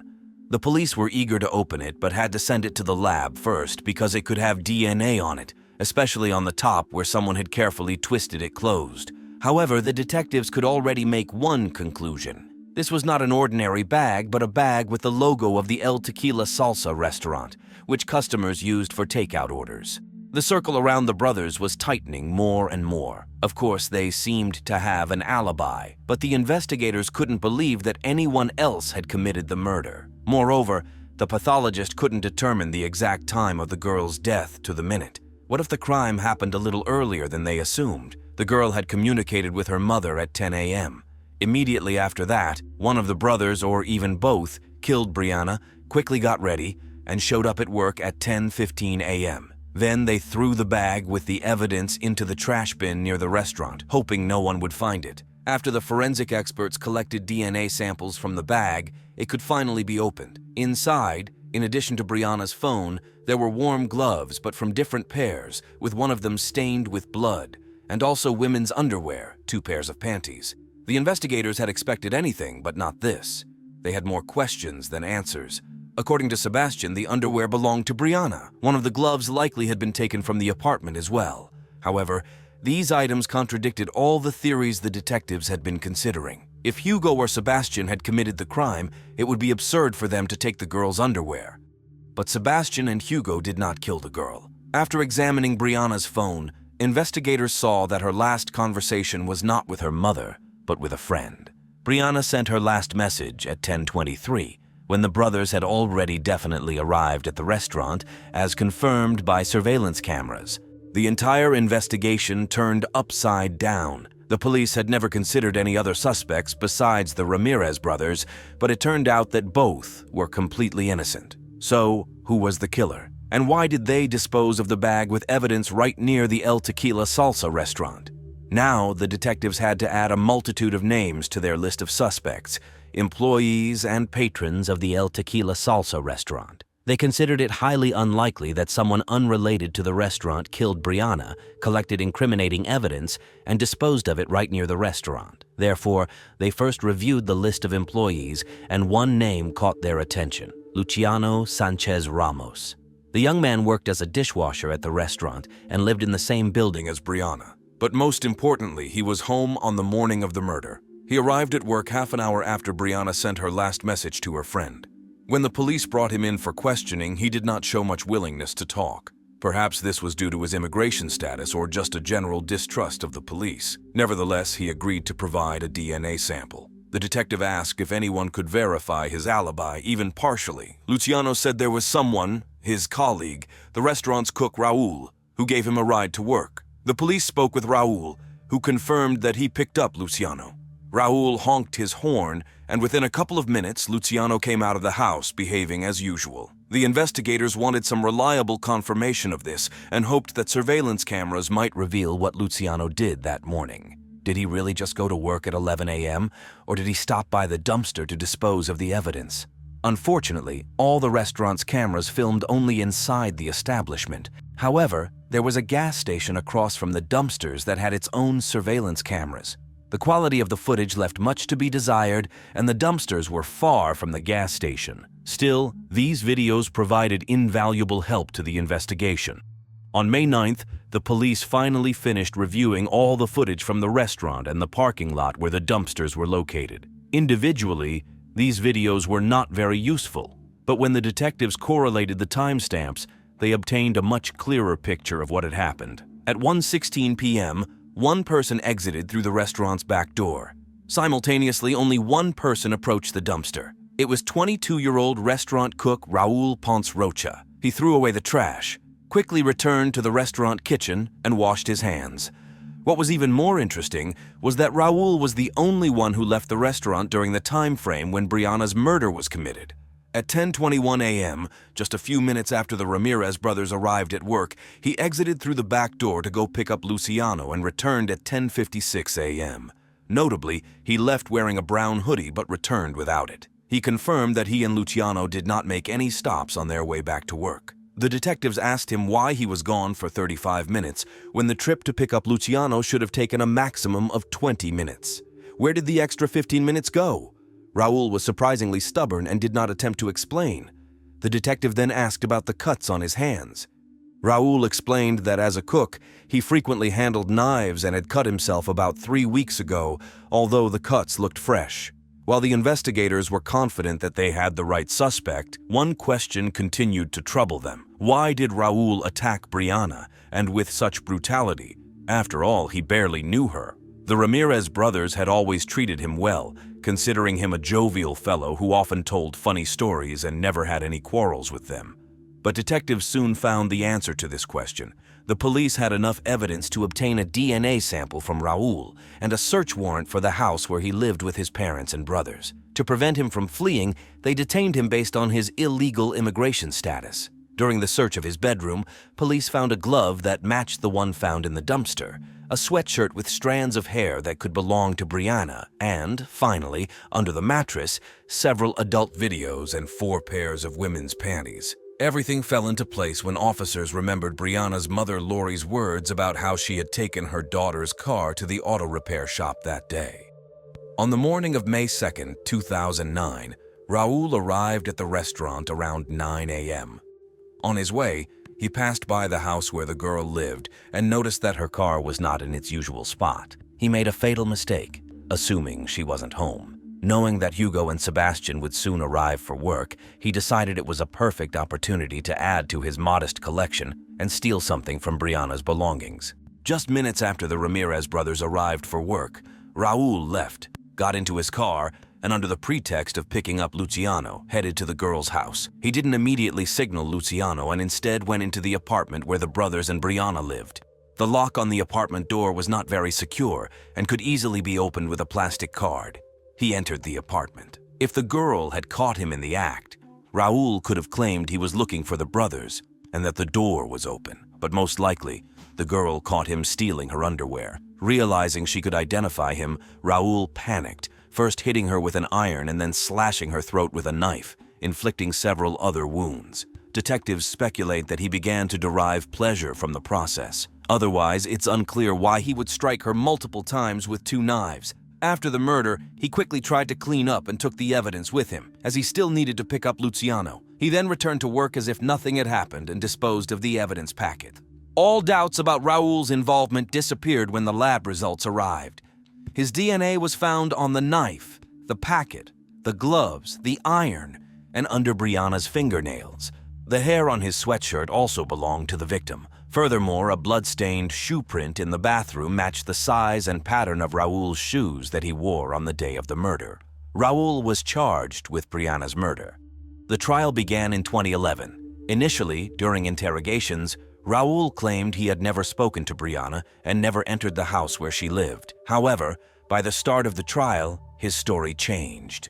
Despite almost pinning the murder on Sebastian and Hugo, Raoul showed no remorse and decided to accuse an innocent third person of the crime. He claimed that he had entered the apartment but left, leaving behind his colleague Sergio Juarez Gutierrez, who Brianna was discussing something with in another room.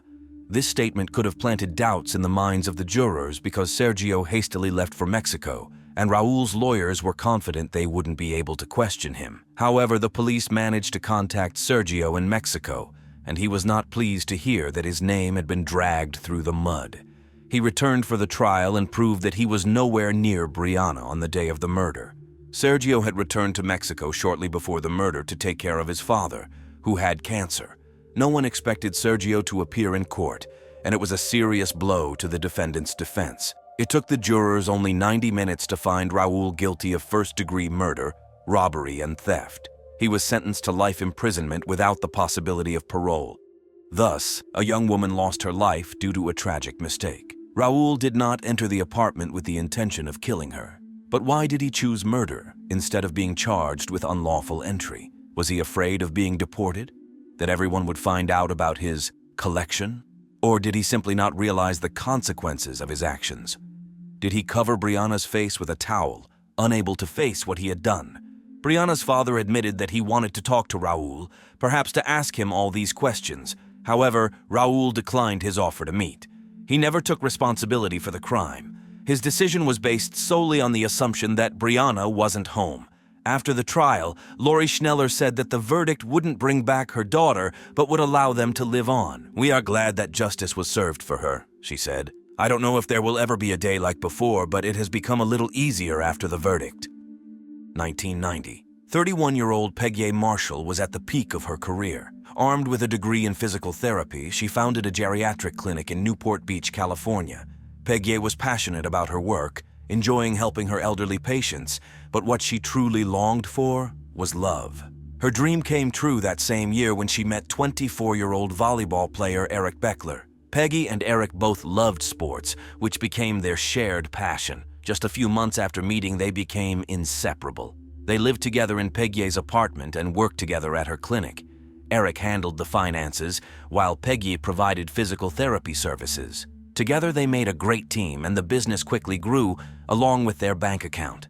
Before this, Eric didn't have much of a career, but thanks to his girlfriend, his financial situation improved dramatically, and he enjoyed a stable and wonderful life in a great neighborhood. Soon after their magical wedding ceremony, Peggy Beckler learned that she was expecting a child. But the growing family didn't significantly change their lifestyle. The couple simply brought their daughter with them to the beach. Not long after their first child, a second arrived, and the family moved into a beautiful home they bought for $1 million. They hired 2 nannies, one for weekdays and one for weekends, especially since a third child had arrived. This was the big family Peggy had always dreamed of, like the one she grew up in herself. Thus, the 5th anniversary of the Becklers' marriage quietly arrived. On July 6, 1997, Gary Green, along with a large group of friends and family, was heading from Newport Beach to Catalina Island on his boat when he noticed a boat circling in the ocean. Nearby, a man on a surfboard was struggling in the water, calling for help. Gary Green threw him a life jacket to keep him from drowning and called the Coast Guard. When they arrived, they saw the boat displaying a phenomenon known as the Circle of Death. This happens when the person controlling the boat lets go of the steering mechanism while the engine is running and the propeller is still spinning. Ideally, the operator should be connected to a safety lanyard, which would immediately shut off the engine if they were thrown overboard. However, people often ignore this rule, so when the steering mechanism is released, the force of the spinning propeller creates torque, causing the boat to make sharp turns and continuously rotate in a circle. The Coast Guard was able to stop the boat. They also pulled the man from the water and brought him back to the harbor. He was freezing, panicked, and in tears.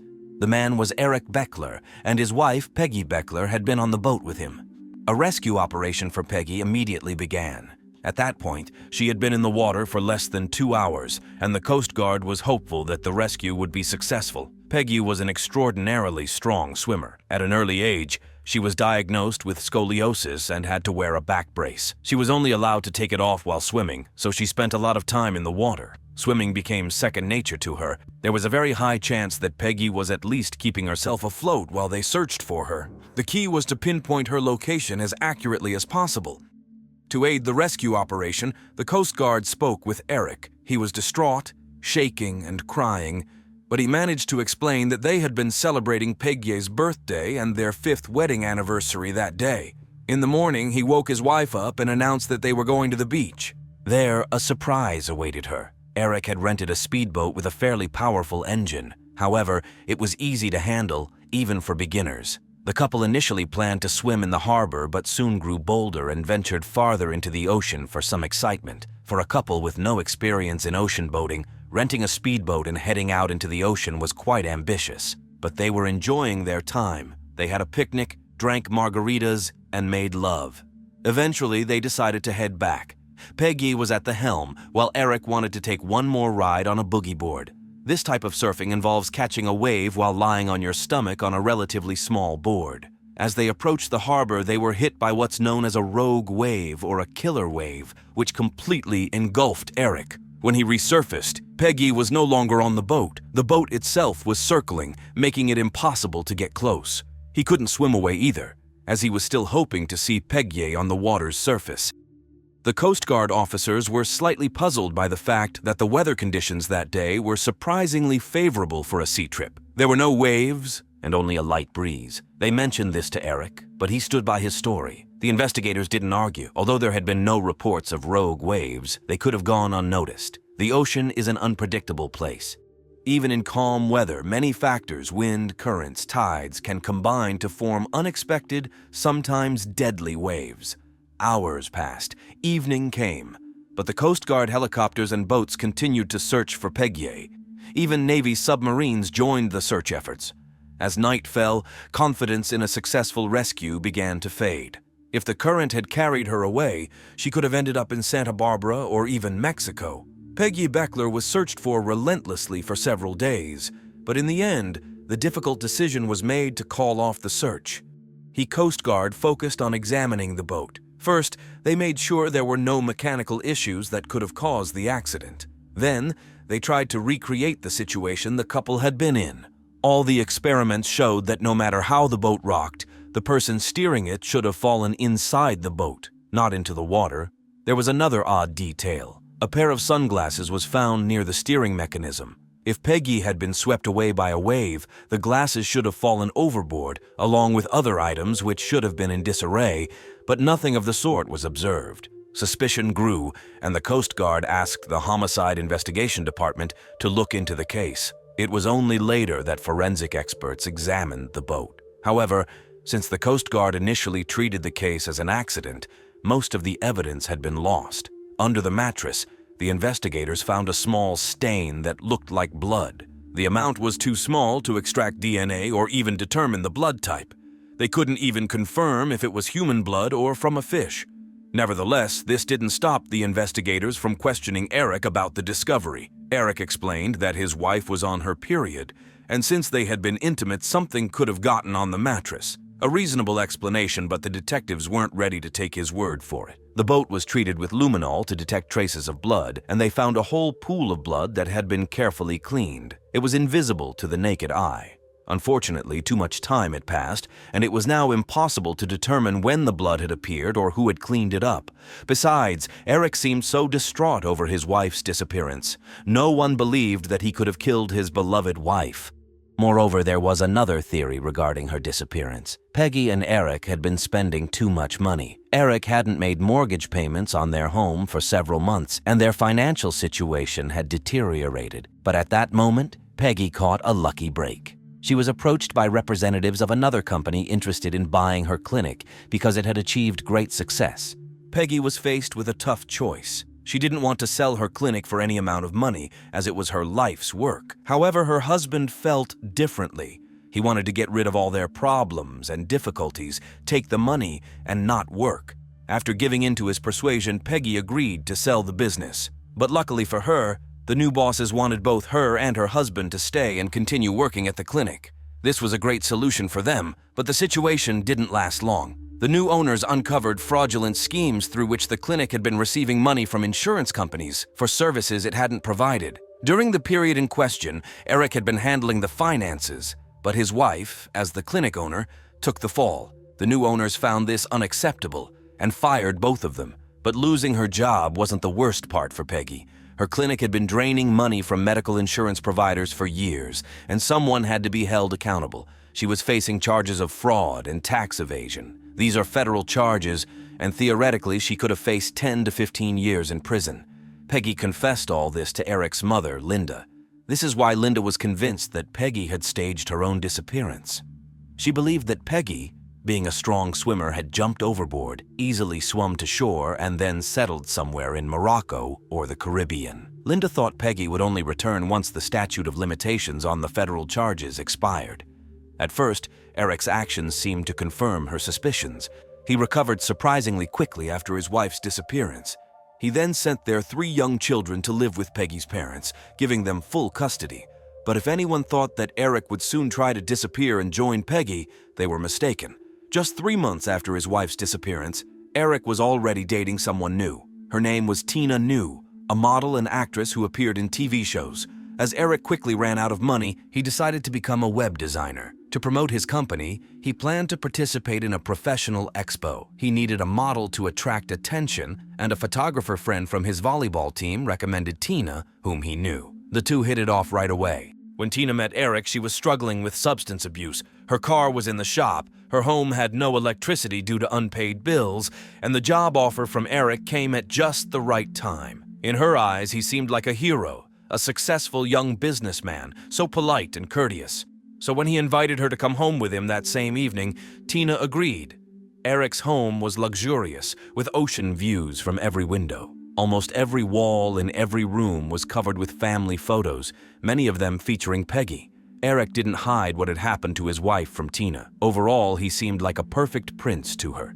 So when the police contacted her to inform her that there was something suspicious about his wife's disappearance and asked her to inform them if she learned anything, Tina didn't believe them. The detectives left her their card, confident that once the initial charm wore off, she would call them, and they were right. Eric's new business failed after just a year, and he was catastrophically short of money to maintain the lifestyle he was used to. He lost his home, and he and Tina moved into a modest apartment. He also tried playing the stock market, but things didn't go well for him there either.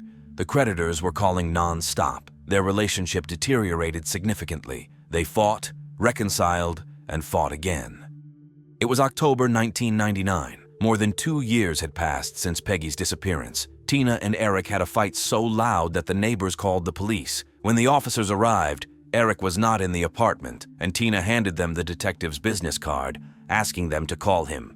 She told the arriving detectives that when they last spoke, she and Eric had just started dating. She was in love with him and believed the story he had told her. But now, she was certain that Eric had killed his wife. Tina told the detectives that a few weeks earlier, she and Eric had been at home, and she was watching old television shows that featured her. While fast-forwarding through the commercials, she suddenly stopped on a segment that had somehow been recorded. It was a news segment about the disappearance of Peggy Beckler. The news report discussed the water current and the weather on that day, which was completely inconsistent with what Eric had told her. Tina looked at him and said, "You lied to me." The blood drained from his face. He turned pale. Eric admitted that he had seen his wife fall overboard but hadn't been able to swim to her in time. Tina asked if he couldn't or didn't want to. He replied, "I couldn't." Then he thoughtfully added, "Or maybe I didn't want to." A bad feeling began to creep over Tina, but she decided to brush the conversation aside. A couple of weeks later, Tina and Eric were relaxing at a club where they were using illegal substances. When they returned home, they were lying in bed, still not fully recovered, when Tina suddenly exclaimed, "Oh my God, you hit her in the head." She didn't even understand why she realized this so clearly. Eric even jumped. He asked, "How do you know that?" But she didn't know until he confirmed it with those words. Tina demanded to know how it all happened. It turned out that the day before the boating trip, Eric had prepared a cooler, dumbbells, trash bags, and everything needed for margaritas. Eric told Peggy that it was a surprise, so she didn't even look into the bag. They went out into the ocean. Peggy was just lying there, relaxing, sunbathing, when her husband approached her from behind and, according to him, hit her so hard that she didn't even feel it. Then the murderer folded his wife's body in half, tied her ankles, wrists, and neck together, put 2 trash bags on Peggy, and dumped her into the water with a weight of 30 kilograms. After that, he returned to the boat several kilometers closer to shore. This meant that the Coast Guard, helicopters, and submarines were all searching for Peggy in the wrong place. Tina told the police all of this, but her words weren't enough for even an arrest of Eric because she could simply be making false accusations against her ex-boyfriend. However, this wasn't the first time detectives had heard similar allegations against Eric. They had heard the same from his best friend, Kobe Laker. A few months after the boating incident, Eric's friend, Kobe Laker, went to the police with a lawyer. Kobe had already been questioned before, but now he confessed that he had lied when he told the police that the couple had a perfect relationship. Eric had repeatedly confessed to his friend that he was fed up with his wife and could no longer tolerate her. Eric considered his wife controlling and demanding. On the other hand, she was carrying the weight of the children and the business, while he just wanted to play volleyball with his friends. She brought money into the household and he was happy to spend it. All of this Eric had shared with Kobe. One day, Eric directly asked his friend what he would think if Eric killed his wife. Allegedly, Eric was considering taking her out into the ocean and dumping her in the water in a barrel or something similar. When Kobe regained his speech, he asked if he was joking, and Eric replied, "Maybe." Kobe stated that he hadn't mentioned this before because he was scared and wanted to protect his friend. Thanks to the young man's testimony, the police officially classified the case as a homicide. But without physical evidence, including the victim's body, investigators couldn't proceed. They needed to get Eric to confess on tape. Kobe agreed to wear a recording device and meet with Eric, but he couldn't get his friend to open up. Eric remained calm and insisted that Peggy had indeed had an accident. The police had only Kobe's word against Eric's. That wasn't enough for an arrest. By the time Kobe testified, the police had long given up on the idea that Peggy had faked her disappearance to avoid fraud charges. In reality, she faced a maximum fine, not prison time, so it was unlikely she would have abandoned her beloved husband and children to hide in another country. Therefore, the police now suggested that Tina try to get Eric to talk so they could record his words and arrest him. She agreed because she was openly afraid of her boyfriend. On October 29, 1999, the police placed a listening device on the girl's back and another in her handbag. Tina and Eric met at a restaurant, with detectives positioned both inside the restaurant and outside in the parking lot. The girl was supposed to act confidently, but she was afraid that Eric would hug her and feel the device on her. Eric and Tina had a couple of cocktails, after which Tina got down to business. She told Eric that the police had come to her asking questions about Peggy's disappearance, so they needed to agree on how she would respond. The man simply replied that she hadn't been on the boat. That was all she needed to say. But that answer didn't satisfy Tina. She had always known that if anyone could get Eric to talk, it would be her. So she asked how it had come to this. Why didn't he just divorce his wife?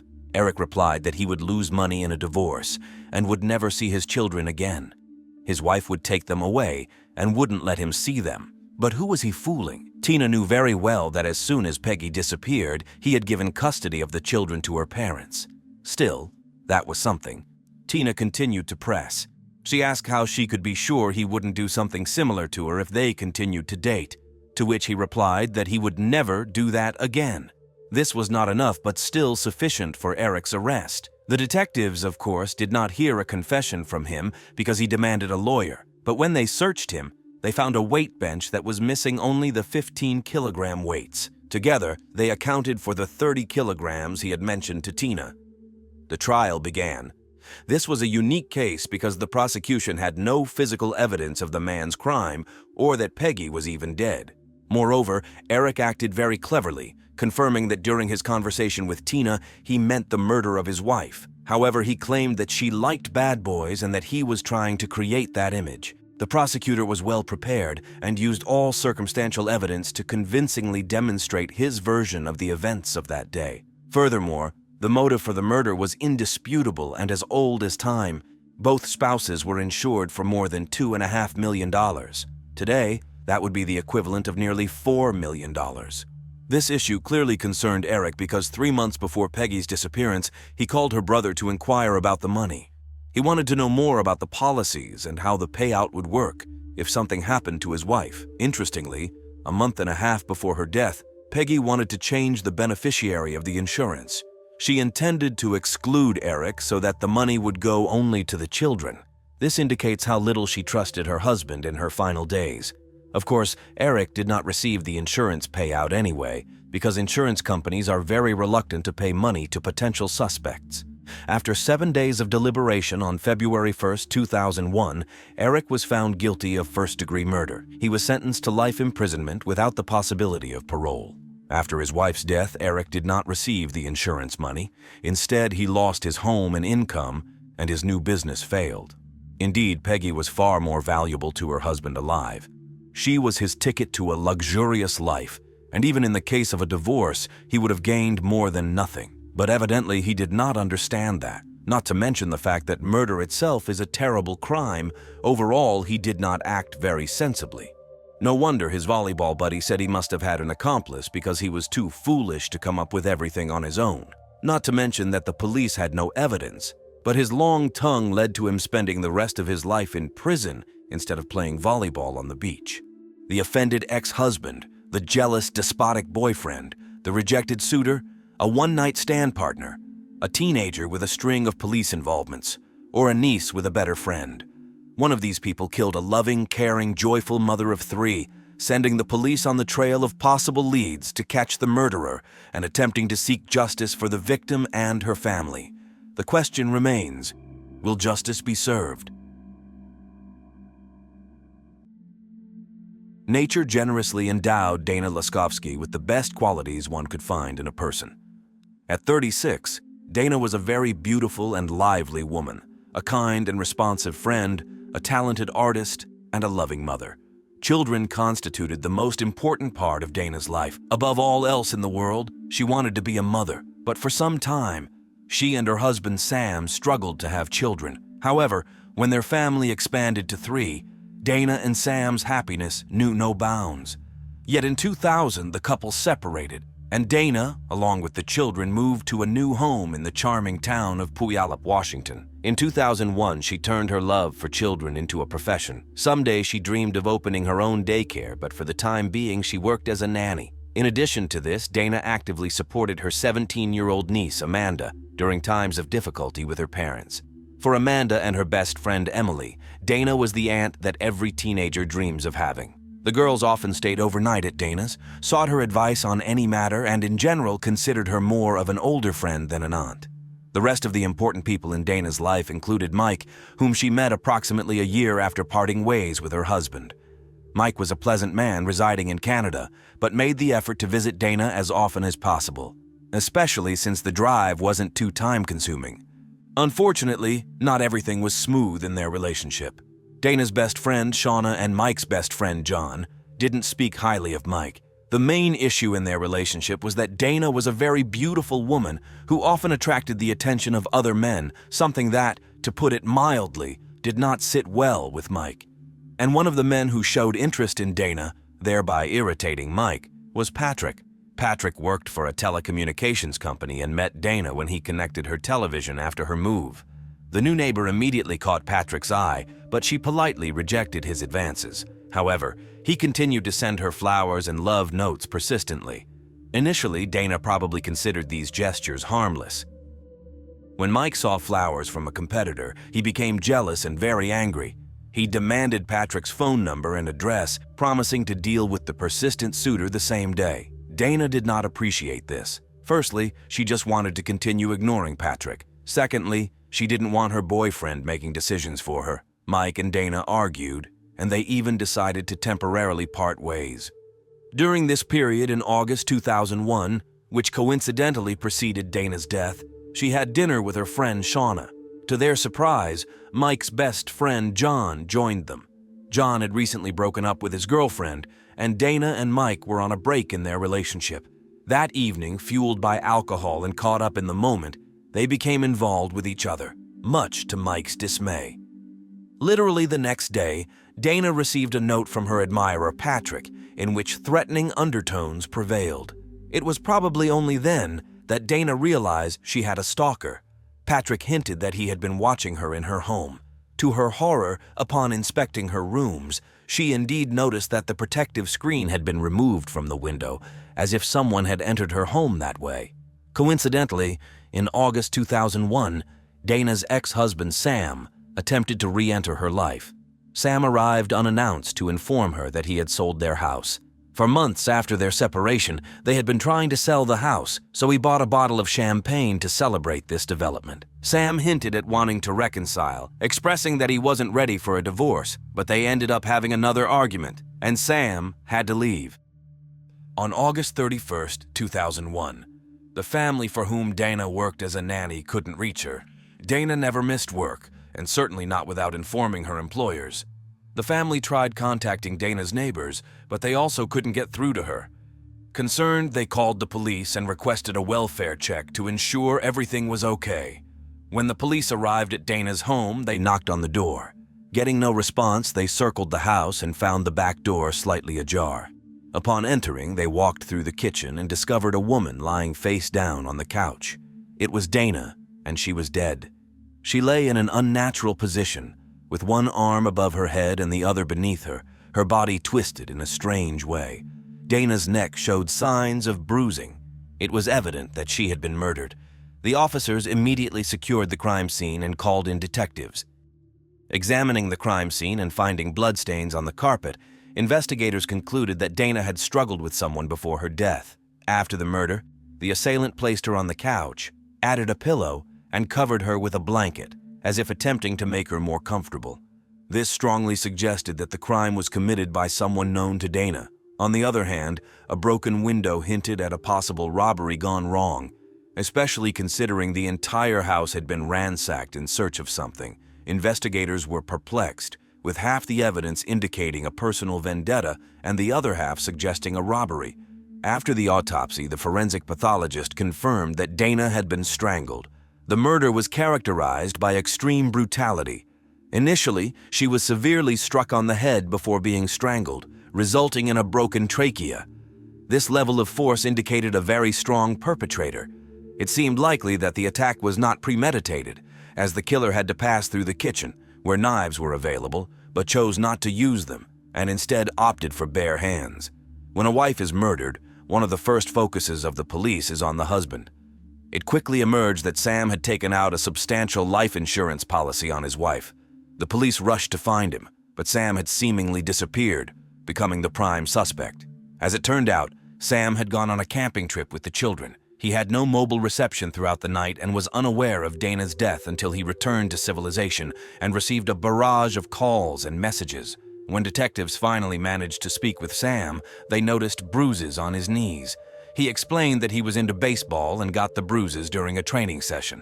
Regarding his relationship with his wife, Sam mentioned they were not living together, had arguments, but were trying to compromise.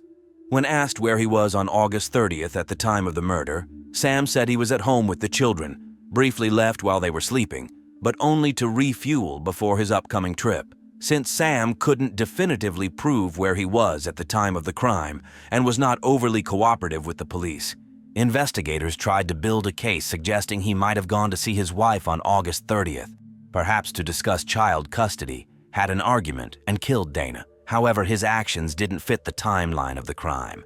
It seemed implausible for Sam to put the triplets to bed, drive 2 hours to his wife's house just to argue and kill her, then make his way back and nonchalantly take the children for a relaxing outing the next morning. This version of events didn't withstand scrutiny, but suspicions weren't entirely lifted from him either. Surveying friends and family of Dana, investigators shifted their focus to a more likely suspect, Patrick, who had been harassing the woman. Shortly before her death, Dana told friends that Patrick had become fixated on her. She realized he was truly stalking her because he knew about things he couldn't have learned through other means. It reached a point where Dana informed the family she worked for that if she were to die unexpectedly, Patrick would be to blame.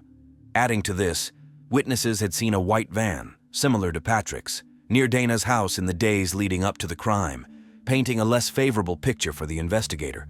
The police obtained a warrant to collect Patrick's DNA and search his home and van. Patrick reacted harshly, being rude and uncooperative when they arrived.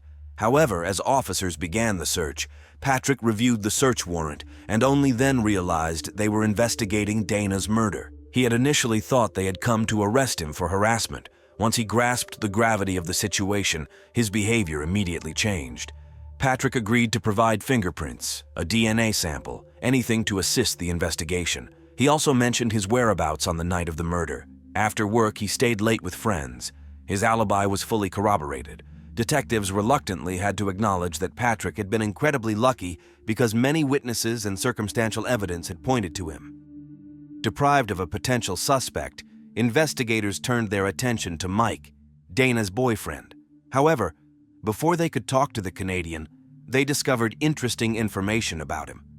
Dana's best friend, Shauna, reluctantly admitted that Dana was unhappy with Mike's constant control lately. Additionally, Dana had cheated on Mike with his best friend, John. Curiously, John was genuinely in love with Dana, desired a serious relationship, and believed Mike wasn't a suitable match for her. In Dana's infidelity with John, investigators saw a clear motive. Mike could have committed the crime out of revenge, aligning with the theory that the attacker was someone Dana knew. When investigators traveled to Canada and spoke with Mike in person, they saw a man deeply affected by the loss of his loved one. He disclosed that he was already aware of the infidelity and had forgiven Dana. On the night of the crime, he couldn't reach Dana by phone. Displeased with how their last meeting ended, he decided to drive to her. Investigators were optimistic, thinking they finally had a breakthrough in the case with a suitable motive, jealousy. However, Mike continued his narrative, revealing that he was stopped by Border Patrol. They halted him, then turned him back because his driver's license had expired. This information was confirmed by Border Control. While investigators considered the possibility that Mike might have found another way to enter the States, they were beginning to realize that this was yet another dead end. All the likely suspects in Dana's murder had alibis. Frustrated after 5 months of investigation, the Washington police sought assistance from an FBI profiler to help them create a profile of the perpetrator. Notably, they hadn't completely ruled out Dana's husband Sam as a suspect at that point. However, the profiler confidently stated that Sam wasn't the one who killed his wife. If Sam had committed the crime, it would have been planned, and he would have used a weapon. Moreover, Sam could have easily devised an attack plan during the 2-hour drive from his home to hers. The crime wouldn't have occurred on a day when he had custody of the children. Even if it was an unplanned attack, there would have been bruises on Dana's face, because a man in a fit of rage would start with facial blows. Shocked by the news of Sam's innocence, the profiler asked if any of the people they interviewed displayed signs of remorse. He reminded the detectives that Dana knew her killer, and they were now searching for someone haunted by guilt. The police tried to look at the case from a different angle. It was then that they discovered something that matched this rather specific characteristic. In the book where guests could leave farewell messages at Dana's funeral, Amanda, her niece, left a rather interesting note. She apologized to her aunt for not being the best niece, and wrote that she had been sober for 37 days, refraining from any prohibited substances. In principle, these words did not contain anything incriminating, especially considering that the girl had lost her beloved aunt, who had always been a friend and support to her. Nevertheless, there was something in them that made the investigators take a closer look at her. Amanda was invited to the police station for questioning. Now, with Dana, her protector, absent from her life, Amanda found herself in even worse company than before. The girl was genuinely devastated by Dana's murder.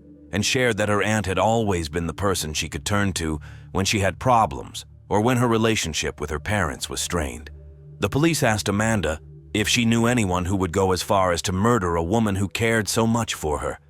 They reminded her of how horrifying the last moments of her aunt's life were, possibly even showing her some images, and the girl broke down. She provided the police with the name of one of her friends, Blaine. Amanda told the police that Blaine had a violent temper and had once tried to push her onto the couch and assault her when she rejected his advances. She added that he had also been in Dana's house, and after her murder, he observed the crime scene from across the street while forensic experts worked. Furthermore, after her aunt's murder, she noticed scratches on his hands. Digging into Blaine's past, the police found that he had a history of various offenses. They were eager to talk to him, but there was a problem. Blaine had disappeared. He was living in a southern state, making extradition difficult, and he showed no willingness to cooperate voluntarily. Trying to find a way to question him, the detectives decided to start with interviewing his friends. This led them to his friend, who happened to be in jail at that time. When they explained that they wanted to question Blaine as a suspect in Dana Laskowski's murder, the friend exclaimed, "Wait, Blaine didn't kill Dana. Emily killed Amanda's aunt." Emily, Amanda's close friend who frequently visited Dana's house. The friend added that there was no doubt that Emily did it. They had long nicknamed her Mutant because of her inhuman strength. Emily could defeat anyone in arm wrestling, and her favorite move involved a grip that allowed her to practically choke her sparring partner. It was at this point that investigators realized they had overlooked a potential suspect who stood at only 158 centimeters tall and weighed 54 kilograms. The police brought Emily to the station. She was clearly not inclined to cooperate. She behaved overly confidently, was rude to the police, and when they listed all the witnesses pointing to her, she became furious and declared that she had nothing to do with the crime. She couldn't provide an alibi either. The police obtained a search warrant for her residence, where they found a blouse stolen from Dana. Apparently, Blaine's friends had pointed them to this detail. They revealed that Emily not only stole the blouse, but also appeared in it at Dana's funeral. In Emily's apartment, the police also found the girl's diary containing several intriguing entries. Firstly, Emily wrote about Amanda, stating that she could strangle that wretch, just like her aunt. Secondly, the girl had a to-do list for her life, and among the 10 various points, one stood out: kill someone and not get caught. These entries provided a kind of admission and motive, but the detectives understood that this was not sufficient for a confession. Moreover, any defense attorney could easily challenge such evidence. What a 17-year-old girl wrote in her diary might not be taken seriously in court. The police needed to get Amanda's confession. They invited the girl to the station again, this time directly accusing her of leading them astray several times and threatening to charge her as an accomplice. Under pressure, she revealed everything. On the evening of August 30th, when they went to her aunt with Emily, they were under the influence of illicit substances. The teenagers wanted to ask Dana for money, but Emily behaved strangely, rudely, and sharply towards the homeowner, forcing her to ask the girls to leave. Emily refused to leave. Then Dana gently touched the girl's shoulder to escort her to the door, but Emily suddenly became furious. She struck Dana on the head. Interestingly, this detail was not reported by the media, so Amanda could only have known it if she had truly witnessed the murder. After that, Emily applied a choking technique, just as Blaine's friends described. She used a scarf to strangle Dana, showing no intention of stopping. Amanda turned away, unable to watch what was happening. She heard a crunch, then wheezing, and finally, it became very quiet. Dana was dead. The girls took the money they could find and left. Amanda admitted that she did not expect everything to end this way. She thought Emily would simply anger Dana to the point where she would forbid them from coming to her home again. Detectives now understood that the crime was both an attack on a carefully chosen victim and a robbery. On the one hand, the girls needed money. On the other, Emily envied her friend's relationship with her aunt, and out of jealousy, she decided to get rid of Dana once and for all. On March 13, 2003, Emily Lonborg was charged with first-degree murder. She had already turned 18, and they were planning to try her as an adult. However, prosecutors were not confident they could secure a conviction. Emily did not confess to anything. The testimony of Amanda played a significant role, but it couldn't be relied upon since, upon seeing her friend in the defendant's seat, Amanda might retract her statements. If charges were brought against Amanda, she could invoke the right to remain silent. Even with Amanda's testimony, prosecutors were uncertain they could convince the jury that a petite teenage girl could strangle an adult woman with her bare hands. They made what was perhaps the right decision in this case. They negotiated a deal. Emily admitted guilt to involuntary manslaughter and received less than 7 years of imprisonment. Amanda was not charged. Justice, to some extent, prevailed. However, this case leaves a bitter taste because, in prison, Emily exhibited model behavior. Additionally, the time she spent in pre-trial detention was counted towards her sentence. Therefore, after just 5.5 years, she became a free person. She got married, changed her name, and became a mother. Emily Lonborg, who left 3 children without a loving mother, now enjoys the life she stole from her victim. On the evening of Friday, April 20th, 2012, the Solis family had a very pleasant time. Rebecca and Sergio's 2 sons played a baseball game in which their 6-year-old sister, young Isabel, was present. The game lasted until 10 o'clock, after which the family returned home. The next morning, the girl was supposed to play baseball and Rebecca braided her hair so as not to waste time before work. At 11 o'clock, Sergio wished his daughter good night and left. Although Isabel had her own bedroom, she often slept in her brother's room. But on this particular night, she stayed alone. Soon, Becky and the boys went to sleep, and Sergio fell asleep on the couch, watching a baseball game he had recorded earlier. At 5 o'clock, the man woke up and slowly made his way to the bedroom. The house was quiet and peaceful when he went to sleep next to his wife. 2 hours later, Rebecca left for work at the medical center. The woman didn't notice anything strange in the house and didn't hear anything.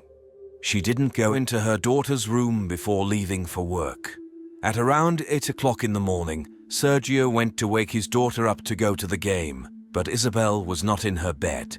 He asked his sons if they had seen their sister, but nobody responded. Together with the boys, he searched the house and called for Isabel, but there was no answer. Then, Sergio Jr., who was 14 years old at the time, noticed that the window in his sister's room was wide open and the protective screen was lying on the ground in the yard. The husband called his wife. While Rebecca was racing home and the sons were frantically searching the neighborhood for their younger sister, Sergio called the rescue service. This was the call that later sparked a lot of controversy and criticism towards him. People react differently in a state of stress or panic, but Sergio was surprisingly calm and collected during the call. Besides his calmness, it seemed strange to many that he immediately stated that his daughter had been kidnapped. He even laughed when he mentioned telling his wife to come home. Later, Sergio explained that he was simply trying to remain calm to provide the police with all the information they needed. Interestingly, the neighbor also called 911 on behalf of Sergio Jr. Unlike his father, he was shaking and clearly upset, but he also immediately stated that his sister had been kidnapped and they wouldn't find her. Then the phone was handed over to Rebecca, who had also been in a panic and despair when she arrived home. She was able to give a precise description of the clothing that her daughter was wearing before her disappearance. The arriving officers indeed found a protective screen on the bedroom window of the girl on the ground in the yard. There was a large hole in it, as if someone had used a tool to make it. Soft toys were always lying under the girl's window in the room, and now they were scattered in disorder. Blood was discovered on the floor next to Isabel. Shoe prints were found behind the house, on the alley and on the electrical box under the high fence of the family. Presumably, the perpetrator climbed over it when he abducted the girl. The police organized massive searches, going from door to door, believing it was a kidnapping case, rejecting the idea that the 6-year-old girl could have run away. The neighbor of the Sellis family, Alicia Stardevant, said that she was woken up by a noise around 6:30 a.m. Her bedroom is literally across the fence from the girl's room. The girl said that she heard her dogs and the Sellis family dogs barking. Besides them, she heard men's voices, seemingly on her side of the fence, not at the Sellis family's home. But it was already getting light outside, and she didn't pay attention to it and fell asleep again. Alicia noted that the men did not lower their voices or whisper, and she didn't think for a second that there was also a small child there. The police set up a checkpoint around the Sellis family's house and only allowed local residents through. The search initially focused on a small area around the house because in most cases, children are killed within a radius of 100 meters from the place of abduction. Then they expanded the search radius, included several apartment buildings, and interviewed residents. Officers checked the stadium where Isabel's baseball game was supposed to take place, the local garbage dump. The lakes and ponds were inspected with underwater cameras and sonars. Forensic experts and search dogs searched the Sellis family's home, and border guards distributed photos of Isabel because when children go missing in Arizona, there is a high chance they end up on the other side of the border with Mexico. In addition, in 2012, 16 criminals who had committed violent acts against women and children lived near the family's home. All of them were interrogated and excluded at that time. A theory emerged that someone had noticed Isabel playing with her brothers in the evening, followed the family, and abducted the girl from the house at night. Following this lead, officers checked the registration numbers of all the cars in the parking lot. Surveillance video cameras located near the family's home showed an unusually active nightlife. At 2:36 a.m., a private security company's car appeared in the alley near the house, and 2 more cars were shown in the parking lot 10 minutes later. Suddenly, a large number of pedestrians were wandering around the house, some of them interested in garbage cans, and an hour before the 911 call, a car quickly turned the corner near the trash can. But the girl did not appear anywhere in the 10 hours of filming. However, something interesting was discovered during the search of the house by the police. The officers found inscriptions on the door frame of Isabel's wardrobe. The inscriptions were written in a child's handwriting and included such words as bad father, I don't love father, and bad day. Rebecca claimed she had no idea about this, but the police decided to interrogate Isabel's family more thoroughly. One of the sons revealed that when their father drank, he became aggressive, cursed, and hit him twice. Therefore, investigators invited employees of the Child Protection Services concerned about the Sellis sons, especially since, as it turned out, Child Protection Services had been called to the family's home more than once. In January 2012, one of the boys was washing dishes and left a glass in the detergent. Sergio drank water from that glass and scolded his son for his mistake. Rebecca insists that they laughed about the incident. But the next day, the boy told his friends about it, and someone's parents contacted the Child Protection Services.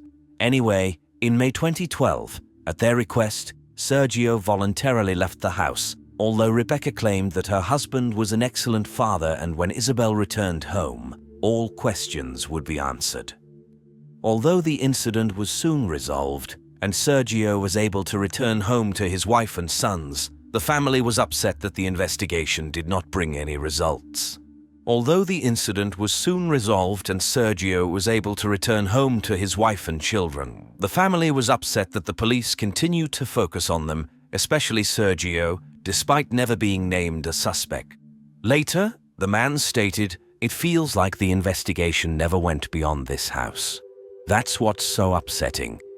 So they hired private detective Jerry Snyder to conduct an unbiased investigation into Isabel's abduction. And his suspicions fell on Rebecca's cousin, Justin Mastromarino. At first, Justin acted as a representative of the family, constantly speaking to journalists and giving interviews. But within 2 weeks of Isabel's disappearance, he sent his car to Florida, hired the best lawyer, and left, refusing to answer reporters or police's questions. Such behavior seemed strange to the private detective. Moreover, Justin had lived in the Sellis family's home for a long time and still had a key to the house. There was a version that Justin, who had previously stayed overnight in Isabel's room, could owe money to someone and the criminal came for him. But instead of Justin, he found Isabel in the room and took her for ransom or as leverage. On the other hand, his friend Sebastian Hartsfield is confident that Mastro Marino did the right thing, and if he had the means, he would have left too. The thing is, Justin was tired of the intrusive attention of the media and the public. Sebastian said that they spent the evening of the abduction together with Justin. He reluctantly admits that it was April 20th, National Cannabis Day, so he and Justin smoked and drank all evening, although there was a 6-hour gap when they were asleep, and he cannot say for sure where Justin was. Sebastian is confident in his friend's innocence. When the police finally questioned Justin, the police chief said that the investigator hired by the family had no evidence, but the police were absolutely sure of Justin's innocence. It is worth noting that Sergio was also suspected of owing money to bad people, and his daughter was kidnapped for ransom. Isabel was at the age when children are more often abducted by relatives. She was kidnapped from the house where only her relatives were present, and Sergio was the last person to see her, kissing her goodnight at 11 o'clock. He did not pass a polygraph test. Moreover, the fact that the dogs barked at night indirectly confirms the involvement of someone from the family. How could a stranger know where the girl's room was, that she wouldn't be sleeping in her brother's bedroom, and that there would be no dogs in her room? Usually, at least one of them slept in her bedroom. How could the kidnapper know exactly how to avoid the surveillance cameras located on the street? Yet, besides suspicion, there was nothing linking Sergio or Justin to the crime. Where was Isabel? Let's go back to the morning of July 23, 2012, when the rescue service received 3 distress calls. A child, a girl, called and said she wanted to report a kidnapping. She mentioned Isabel's name and said he's coming, identified the district where she was located, and then the call disconnected. The officers went to the specified district, but they didn't find anyone. They traced the call to an apartment building where 2 sisters, aged 9 and 11, lived. The sisters had simply decided to play a prank. The calls caused a lot of fuss, but they were quickly released. However, their joke cost the city $4,700 in officers' wages spent on the search in the district specified by the girls. After this incident, the police tried several times to draw attention to the case, for example, by sharing an image of what Isabel might look like several years later. But despite all efforts, there was no progress in the case for years. Who kidnapped Isabel?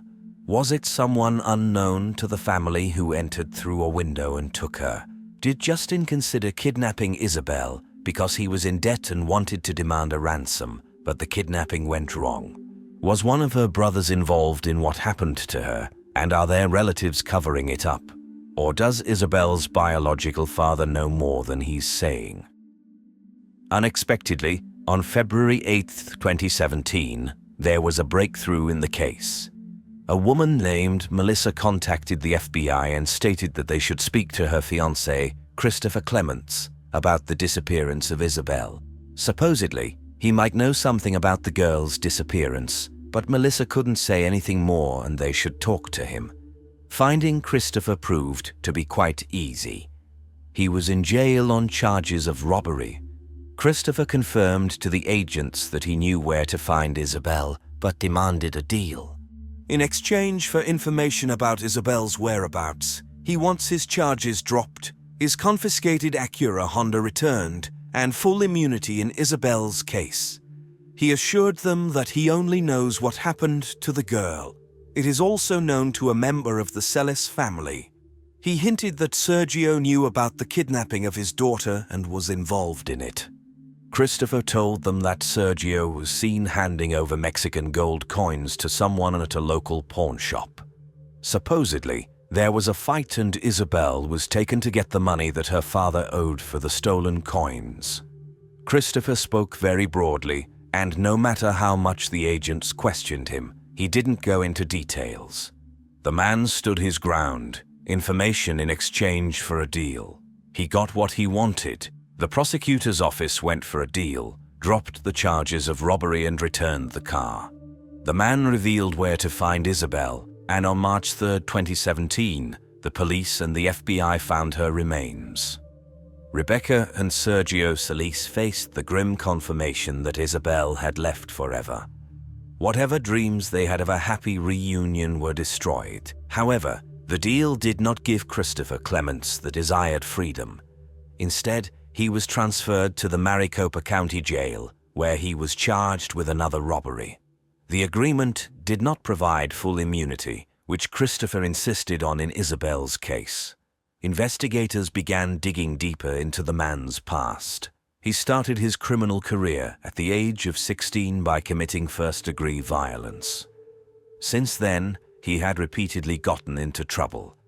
The man's ex-wife said that Christopher was obsessed with adult movies, often brought girls from strip clubs home, and she was forced to sleep in the car until they left.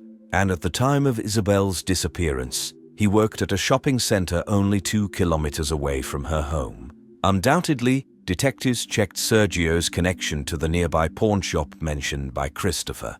They found out that 21 gold coins were stolen from the woman's house 2 months before Isabel's abduction, and they believed that Christopher committed the theft. The surveillance camera captured him entering the pawn shop hours after the theft, delivering the goods, and receiving the money. The video did not suggest Sergio's involvement or any connection to the case. Most likely, Christopher was just studying the accusations against Sergio, which were mentioned in the press, and was talking to agents, trying to cast a shadow on the girl's father. The police received several search warrants, including one for the house where Christopher and his fiancée Melissa used to live. In one corner of the yard, investigators found a sheet of plywood under which was a plastic container containing ashes and several gruesome discoveries, including a faded lilac child's hoodie with a hood and a school assignment of a very young child with the name Mercedes on it. Her full name was Isabel Mercedes Celis. They also found indecent photos of girls aged 3 to 13 on Christopher's devices. Searches on his computer included Isabel Celis, unsolved cases in Arizona, and child killer acquitted. A former acquaintance of Christopher's said he talked about the Isabel case and let slip that there might be evidence in the trunk of his car, so it was crucial to bring it back.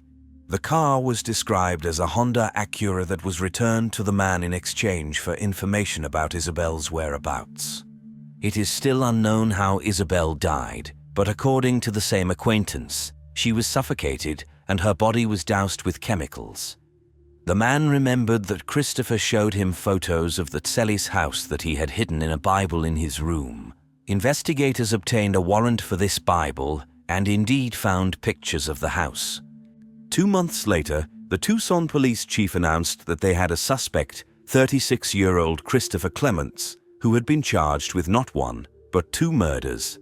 The thing is, on March 3, 2017, when Christopher described to agents the location where they would find Isabel, he mentioned an important marker, a pile of tires that clearly did not appear there in just 1 day.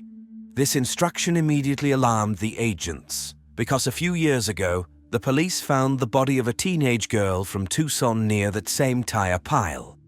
The girl's name was Maribel Gonzalez. In June 2014, 2 years had passed since Isabel's disappearance, when a rescue service dispatcher answered a horrifying call. A woman reported a body she had noticed by the roadside. The police who arrived on the call found signs that someone had been dragged on the ground, the smell of decay, and a naked body buried under the pile of tires. It was a location significantly distant from the nearest houses. The police shared with the media a photo of a chain with an anchor that the girl was wearing, as well as a tattoo on her collarbone, in hopes that the public would help identify her. Indeed, several people called the police saying that it was 13-year-old Maribel Gonzalez. Maribel's family said that she was seeing a 20-year-old man named Mariano. They had been together for 3 years but broke up a month before Maribel disappeared.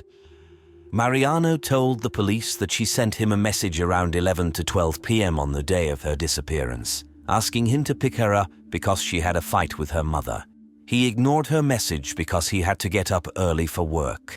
He never saw her again. Her boyfriend said that she loved to walk alone, even at night.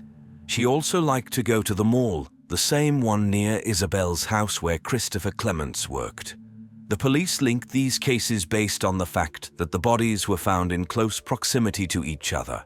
Christopher's DNA was compared to the DNA found on Maribel, and it matched.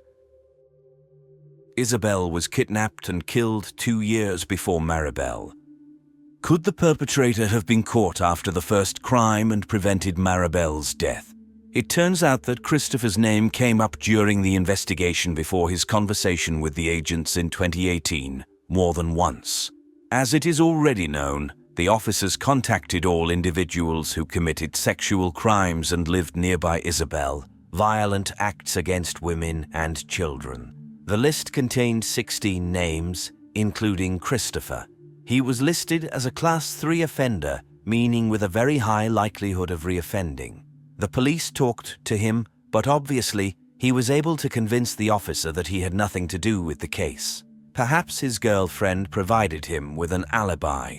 Furthermore, after Isabel's disappearance, her parents asked to recall any unexpected meetings, uninvited guests, traders, advertising agents, distributors, anyone who could arouse suspicion. Rebecca immediately remembered a man who was interested in their red Acura. He came twice, but the woman did not know his name, and he never entered the house. Interestingly, Christopher also mentioned that meeting during the interrogations. This is what he told FBI agents on February 10, 2017. According to him, 2 people pretended to be interested in the car. In fact, they needed to make sure that Sergio lived at that address. They approached Rebecca, and she gave them the phone number and said that they needed to talk about the possibility of buying from her husband Sergio. Thus, the men confirmed what they wanted. Christopher said that he just knew about this visit, but he himself never approached the Solisev's house. However, during the conversation, he several times referred to we instead of they, as if confessing that one of the men was him. Christopher's description of the visit coincides with Rebecca's story, except for one detail. The woman described only one man who matched Christopher's description and drove the same car as he did. But her description differs slightly from the description given by her husband. What if the police had followed this lead immediately after Isabel's disappearance? Would it have led them to Christopher Clements? Investigators believe that the kidnapping of Isabel was not spontaneous. Christopher had planned his crimes. He repeatedly called the home of the woman from whom he stole gold coins when she was not home. He also called the Celis family home as early as October 2011. The day after the kidnapping, Christopher changed his phone number and washed his car. If cleaning his car usually cost him around $10, $35, this time he paid $110. However, changing his phone number did not help, as phone records linked Christopher to 2 crimes. Footprints found at the scene of Isabel's kidnapping matched sneakers that no one in the Celis family wore, but which Christopher was often seen wearing and even photographed in. Detectives also studied photos on his devices and found a miniature snapshot. It was a selfie of a man on the front seat of a car who looked like Clements, and a little girl lying on the back seat who was extremely similar to Isabel. The photo was shown to Sergio and Rebecca. The woman agreed that the girl resembled Isabel, but she could not say for sure because the image quality was terrible. Christopher claimed the child in the photo was his son. But when the photo was shown to Melissa, his fiancée, she began to shake. She did not recognize the child as her own. The child in the photo did not resemble the 1.5-year-old fair-haired boy. Instead, it was more like a dark-haired girl with her hair braided, which Isabel's mother had done just before the kidnapping. The defense argued that the footprints were initially described as work boots. Christopher did not have his phone with him during those calls, and the blood in Isabel's bedroom probably appeared before the kidnapping. Christopher's lawyers successfully pushed for 2 separate trials, one for the Isabel case and one for the Maribel case, so that the prosecutor could not present evidence for both crimes at once. However, this did not help him much because he had already been found guilty of Maribel Gonzalez's murder. he still has to face trial for the kidnapping of Isabel. In 1989, the industrial growth in the American state of Indiana allowed certain businesses to reach unprecedented heights, with businessmen reaping the benefits. John Parker was one of them. John started working at a very young age. As a teenager, he took a job at a restaurant clearing dishes from tables. However, this was not enough for the ambitious young man, and he ventured into selling vacuum cleaners. Going door-to-door selling vacuum cleaners doesn't usually earn much. Even his own family mocked John's choice. The laughter stopped when, just a few months later, the 19-year-old broke all sales records. It seemed like he went from nothing to a super successful person overnight, but that wasn't the case. John worked tirelessly for his goals, putting in 12 to 16 hours a day. Despite his hard work, he wasn't selfish and willingly shared his knowledge and experience to inspire colleagues to excel in their work. Confident and very charismatic, the young man moved to Michigan, where he opened his own vacuum cleaner sales center. The wave of success brought 20-year-old Judy Hicks to his shore. Judy was self-assured and assertive, but she had to be. Unlike John, who grew up in a middle-class family, Judy knew poverty. She married very young and became a mother of 2 children, Christina and Danny. However, her married life didn't work out, and after the divorce, to make ends meet and take care of her children, she also decided to start selling vacuum cleaners. John helped her, first as a colleague, then as a lover. The closer they became, the more successful the business developed. Judy became his right-hand woman. Every time he gave a speech, John started by saying he wouldn't have achieved anything without Judy.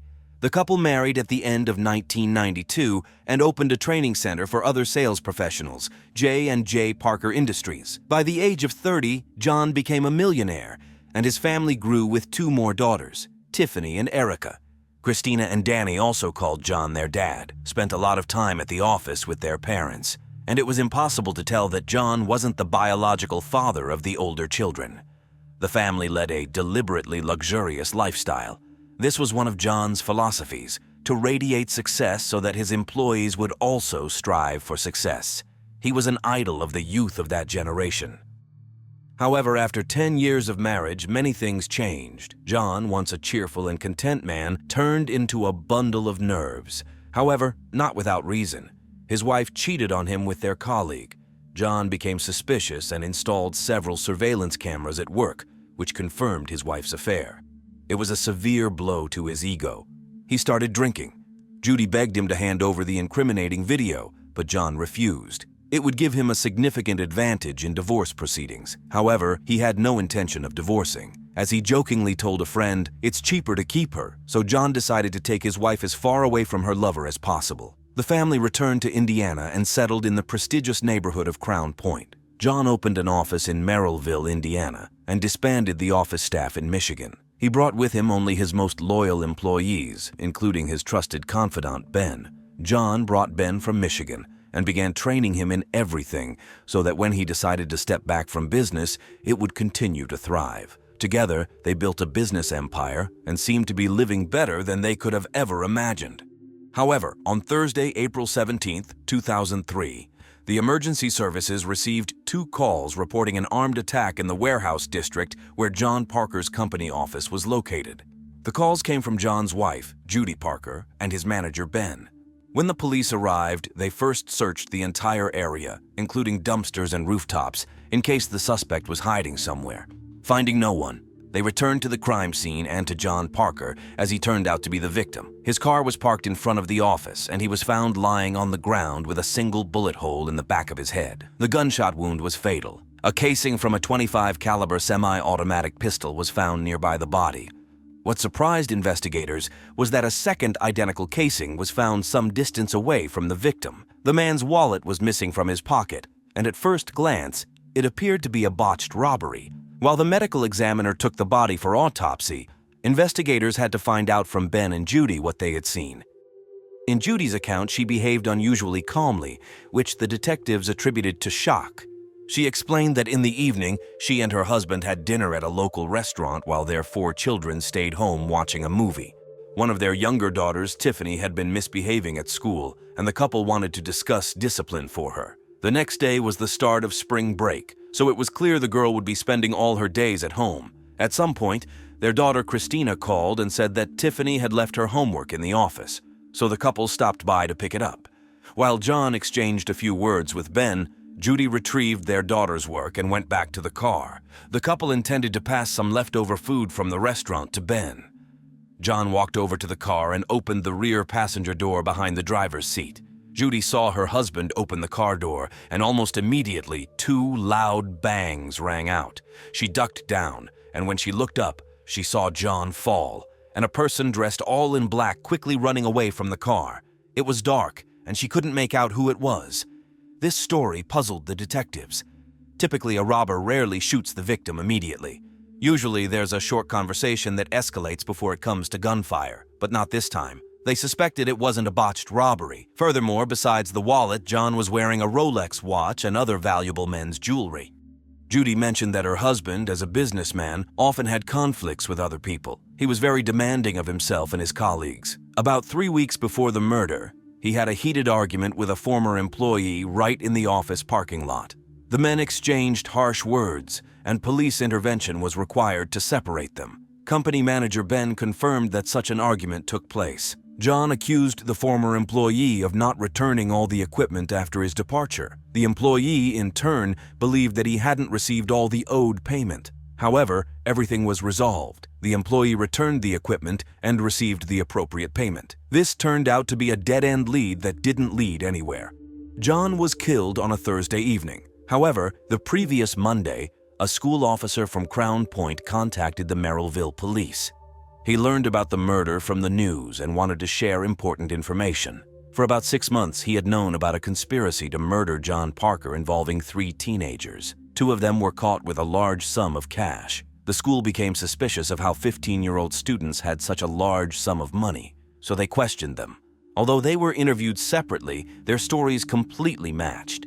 They told of their classmate Danny, John Parker's stepson, paying them to kill his stepfather. The seized money was only part of the sum. In reality, they received several $1,000s. However, they deceived Danny, having no intention of even coming close to his stepfather. Since the boys had no intention of committing murder, the school simply confiscated the money and did not pursue the matter further. They didn't even contact Danny's parents or interview him about the incident. Yet, this was an opportunity to learn more about the issues clearly evident in the family. Now, 6 months later, John was dead, murdered, and the police had to determine whether his stepson could be involved. Investigators began interviewing family members, friends, and neighbors of John. The overall impression was that he was an excellent boss and friend, well-liked despite being quite strict and having a volatile temper. John worked very hard but spent every evening with his family. However, it became increasingly difficult for him to keep track of his teenage children, 17-year-old Christina and 15-year-old Danny. Little Christina was simply a wonderful child, but when her mother married John and she was plunged into a world of newfound financial possibilities, all the girl wanted to do was party, enjoy life, and throw parties in their new big house. Soon, she started getting into trouble. Her younger brother Danny wasn't far behind. He was generally more spirited and restless than his sister, and his antics were accordingly mischievous. One evening, without permission and without a driver's license, he took his father's SUV and knocked over mailboxes of neighbors. After that, John had to go around to all of them and negotiate so they wouldn't report his stepson's actions to the police. It's worth noting that John himself grew up in a family with very strict rules and tried to impose similar rules on his family so that the older children wouldn't get into trouble with the law. Of course, the teenagers didn't like this and rebelled. And what about Judy? She preferred to be a friend rather than a mother to Christina and Danny. The parents seemed to be clearly divided into good and bad cops. What was most horrifying was that the younger girls saw the atmosphere in the house unfold and also didn't listen. After learning about the family situation, investigators hurried even more to find the 2 classmates of Danny and interview him himself. Danny did not deny conflicts with his stepfather, who tried to raise him as best he could. He admitted to giving money to his classmates, but not to kill John, just to scare and beat him up. And he had the money simply because he had been saving it for some time. Danny was still detained, and detectives had to find out if 2 teenagers accidentally killed John while trying to scare him. It turned out that one of the boys was in prison on the day of the murder, and the other lived in Las Vegas with his grandmother. Detectives went to Vegas and spoke with the teenager. He insisted that Danny had tried to persuade someone to actually kill his stepfather. but he and his friend tricked Danny and took the money without intending to commit murder. Police confirmed that the boy was in Vegas on April 17th, so this turned out to be another dead end. Danny was released home. Meanwhile, John's farewell took place. The man himself liked to repeat that people would forget your name, forget what you said, but they would not forget the feelings you evoked in them. At his funeral, everyone remembered what a wonderful person he was and how positively he influenced those around him. But someone directly stated that the worst part wasn't that John lay in a coffin, but that the person responsible for his death was probably in the same building with them. It was an unpleasant, oppressive feeling shared by everyone. But a week later, the image of the perfect family took another hit when a colleague of John's revealed a new lead, this time involving his stepdaughter, 17-year-old Christina. An employee of J&J Parker Industries disclosed that Christina, who also worked in her parents' company, approached him to find a hitman to kill her stepfather. For her troubles, she gave him $100 and handed over an additional $500 as a down payment for the hitman. Incredibly, this was another plot to kill John, which ended with Christina being deceived once again. However, suspicion now fell not only on Danny, but also on Christina. The girl denied everything, claiming she simply complained to her colleague about her stepfather, and he misunderstood her. Without details from Christina regarding the money exchange, investigators again hit a dead end. Was this a coincidence? Or had the teenagers conspired and were hiding a much darker plan?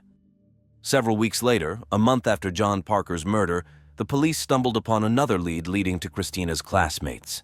Under pressure, they confessed to selling a weapon to Christina that was used for shooting practice on a family farm. Officers found a tree with bullet marks on the farm, and on the ground, they discovered casings. Ballistics analysis confirmed that the casings matched those found at the crime scene. Now the police could link Christina to the purchase of the weapon, but the girl simply denied everything. And since the police didn't have the murder weapon in hand, and Christina had an alibi, she was watching a movie at home with her younger sisters, they couldn't prove that she killed John. So who pulled the trigger? The circle narrowed around family members, but for the prosecutor it wasn't enough. There was only a conspiracy, but no weapon, and no person to pin it on. Meanwhile, without John, his family and business gradually fell apart. Judy spent all her time with her new boyfriend Ben, John's right-hand man. The children were forced to take care of themselves, cooking and cleaning the house. This spoke volumes because after a tragedy, a parent instinctively seeks to spend more time with their children. Judy did just the opposite, indicating she wasn't truly attached to her husband or children. The business also declined, and Judy and the children struggled financially. Judy was supposed to receive $1 million from 2 of John's insurance policies, but because the investigation was ongoing, the insurance company refused to pay her. Judy and Ben moved with the younger girls to Michigan.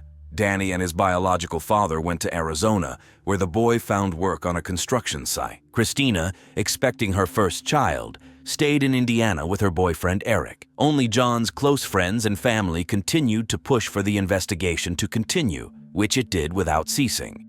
In 2007, 4 years after John's murder, a detective from the narcotics department contacted one of the investigators on the case. He informed them that Christina's husband, Eric Grabsky, was involved in a drug-related investigation, and there was already a warrant out for his arrest. Detectives seized the opportunity to glean new information about the old case. They speculated that the hope of a deal with the prosecution would loosen Eric's tongue, and they were not wrong. Eric knew who killed John. The triggerman turned out to be Christina's younger brother, Danny. The question was whether Christina would confirm her husband's words. Eric called her and she agreed to come to the station. She stated that her stepbrother Danny had killed her stepfather. However, initially she tried to downplay her role, minimizing her involvement in the case.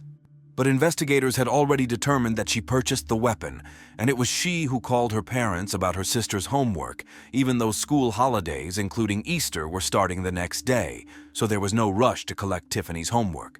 Therefore, detectives knew that Christina played an active role in the murder. They pressured her, and she confessed that she knew about all the conspiracies to kill John. She, her brother, and her mother had spent over a year trying to find someone willing to kill John, spending several $1,000s on their search. But after multiple unsuccessful attempts with incompetent contractors, they decided that Danny would do it. Detectives flew to Arizona, where Danny lived and worked. When an investigator approached him and mentioned being from Merrillville, Danny visibly softened. The detective asked, "Do you know why I'm here?" To which Danny replied, "I'm ready to tell everything." It was clear that this weighed heavily on him, and he regretted what had happened. Here's what he revealed. The murder of John was Judy's plan. She constantly told the children that she couldn't live with John anymore, that he mistreated her and was abusive. However, when Danny was asked if he ever witnessed such behavior towards his mother, he couldn't recall anything of the sort.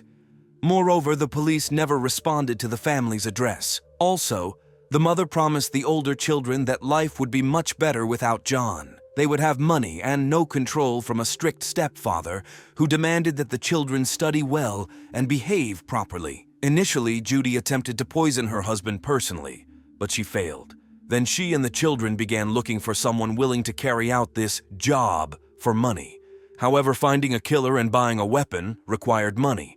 To secretly obtain such large sums from her husband, Judy forged company checks. She stole $7,500 and John was about to find out about it. Ultimately, Judy decided they would do everything themselves.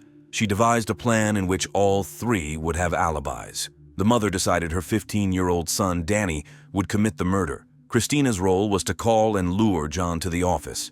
Christina gave Danny the keys to her car, even though he didn't even have a driver's license yet. The accomplices took a huge risk, and at any moment, things could have gone awry.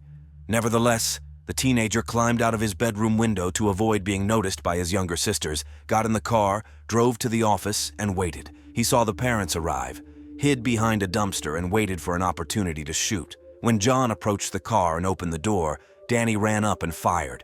The gun accidentally fired a second time when he tried to reach for the man's wallet, hence the second shell casing being far from the body. This clarified one of the mysteries that had been troubling the investigators. Danny then fled, got into the car, and quickly returned home, where Christina awaited with a bag into which he placed his clothes, the weapon, and the wallet. He took a shower, and they didn't discuss it further. Christina later handed the bag to her mother, and Judy disposed of it. Following Christina and Danny's confessions, both were arrested. Now the police had to arrest the puppeteer behind her husband's murder, Judy Parker, but the police had absolutely nothing against her. Fortunately, her children agreed to testify against their mother in exchange for reduced sentences. Then Judy decided to confess her guilt in 2009. Christina was sentenced to 5 years in prison for her role in the crime. However, after her release in 2013, she died of a drug overdose at the age of 27. Danny was sentenced to 23 years. He was released 3 years after his sister in 2016. Judy was sentenced to 33 years in prison. She was released in 2023. Judy spent her entire life as a sales agent, and she certainly found a way to sell the idea of murder to her own children. Most likely, she manipulated them for years, and only when they were distanced from her could they clearly see the whole picture. Of course, Judy could have divorced, but she would have received only half of the property and wouldn't have received the $1 million from the insurance.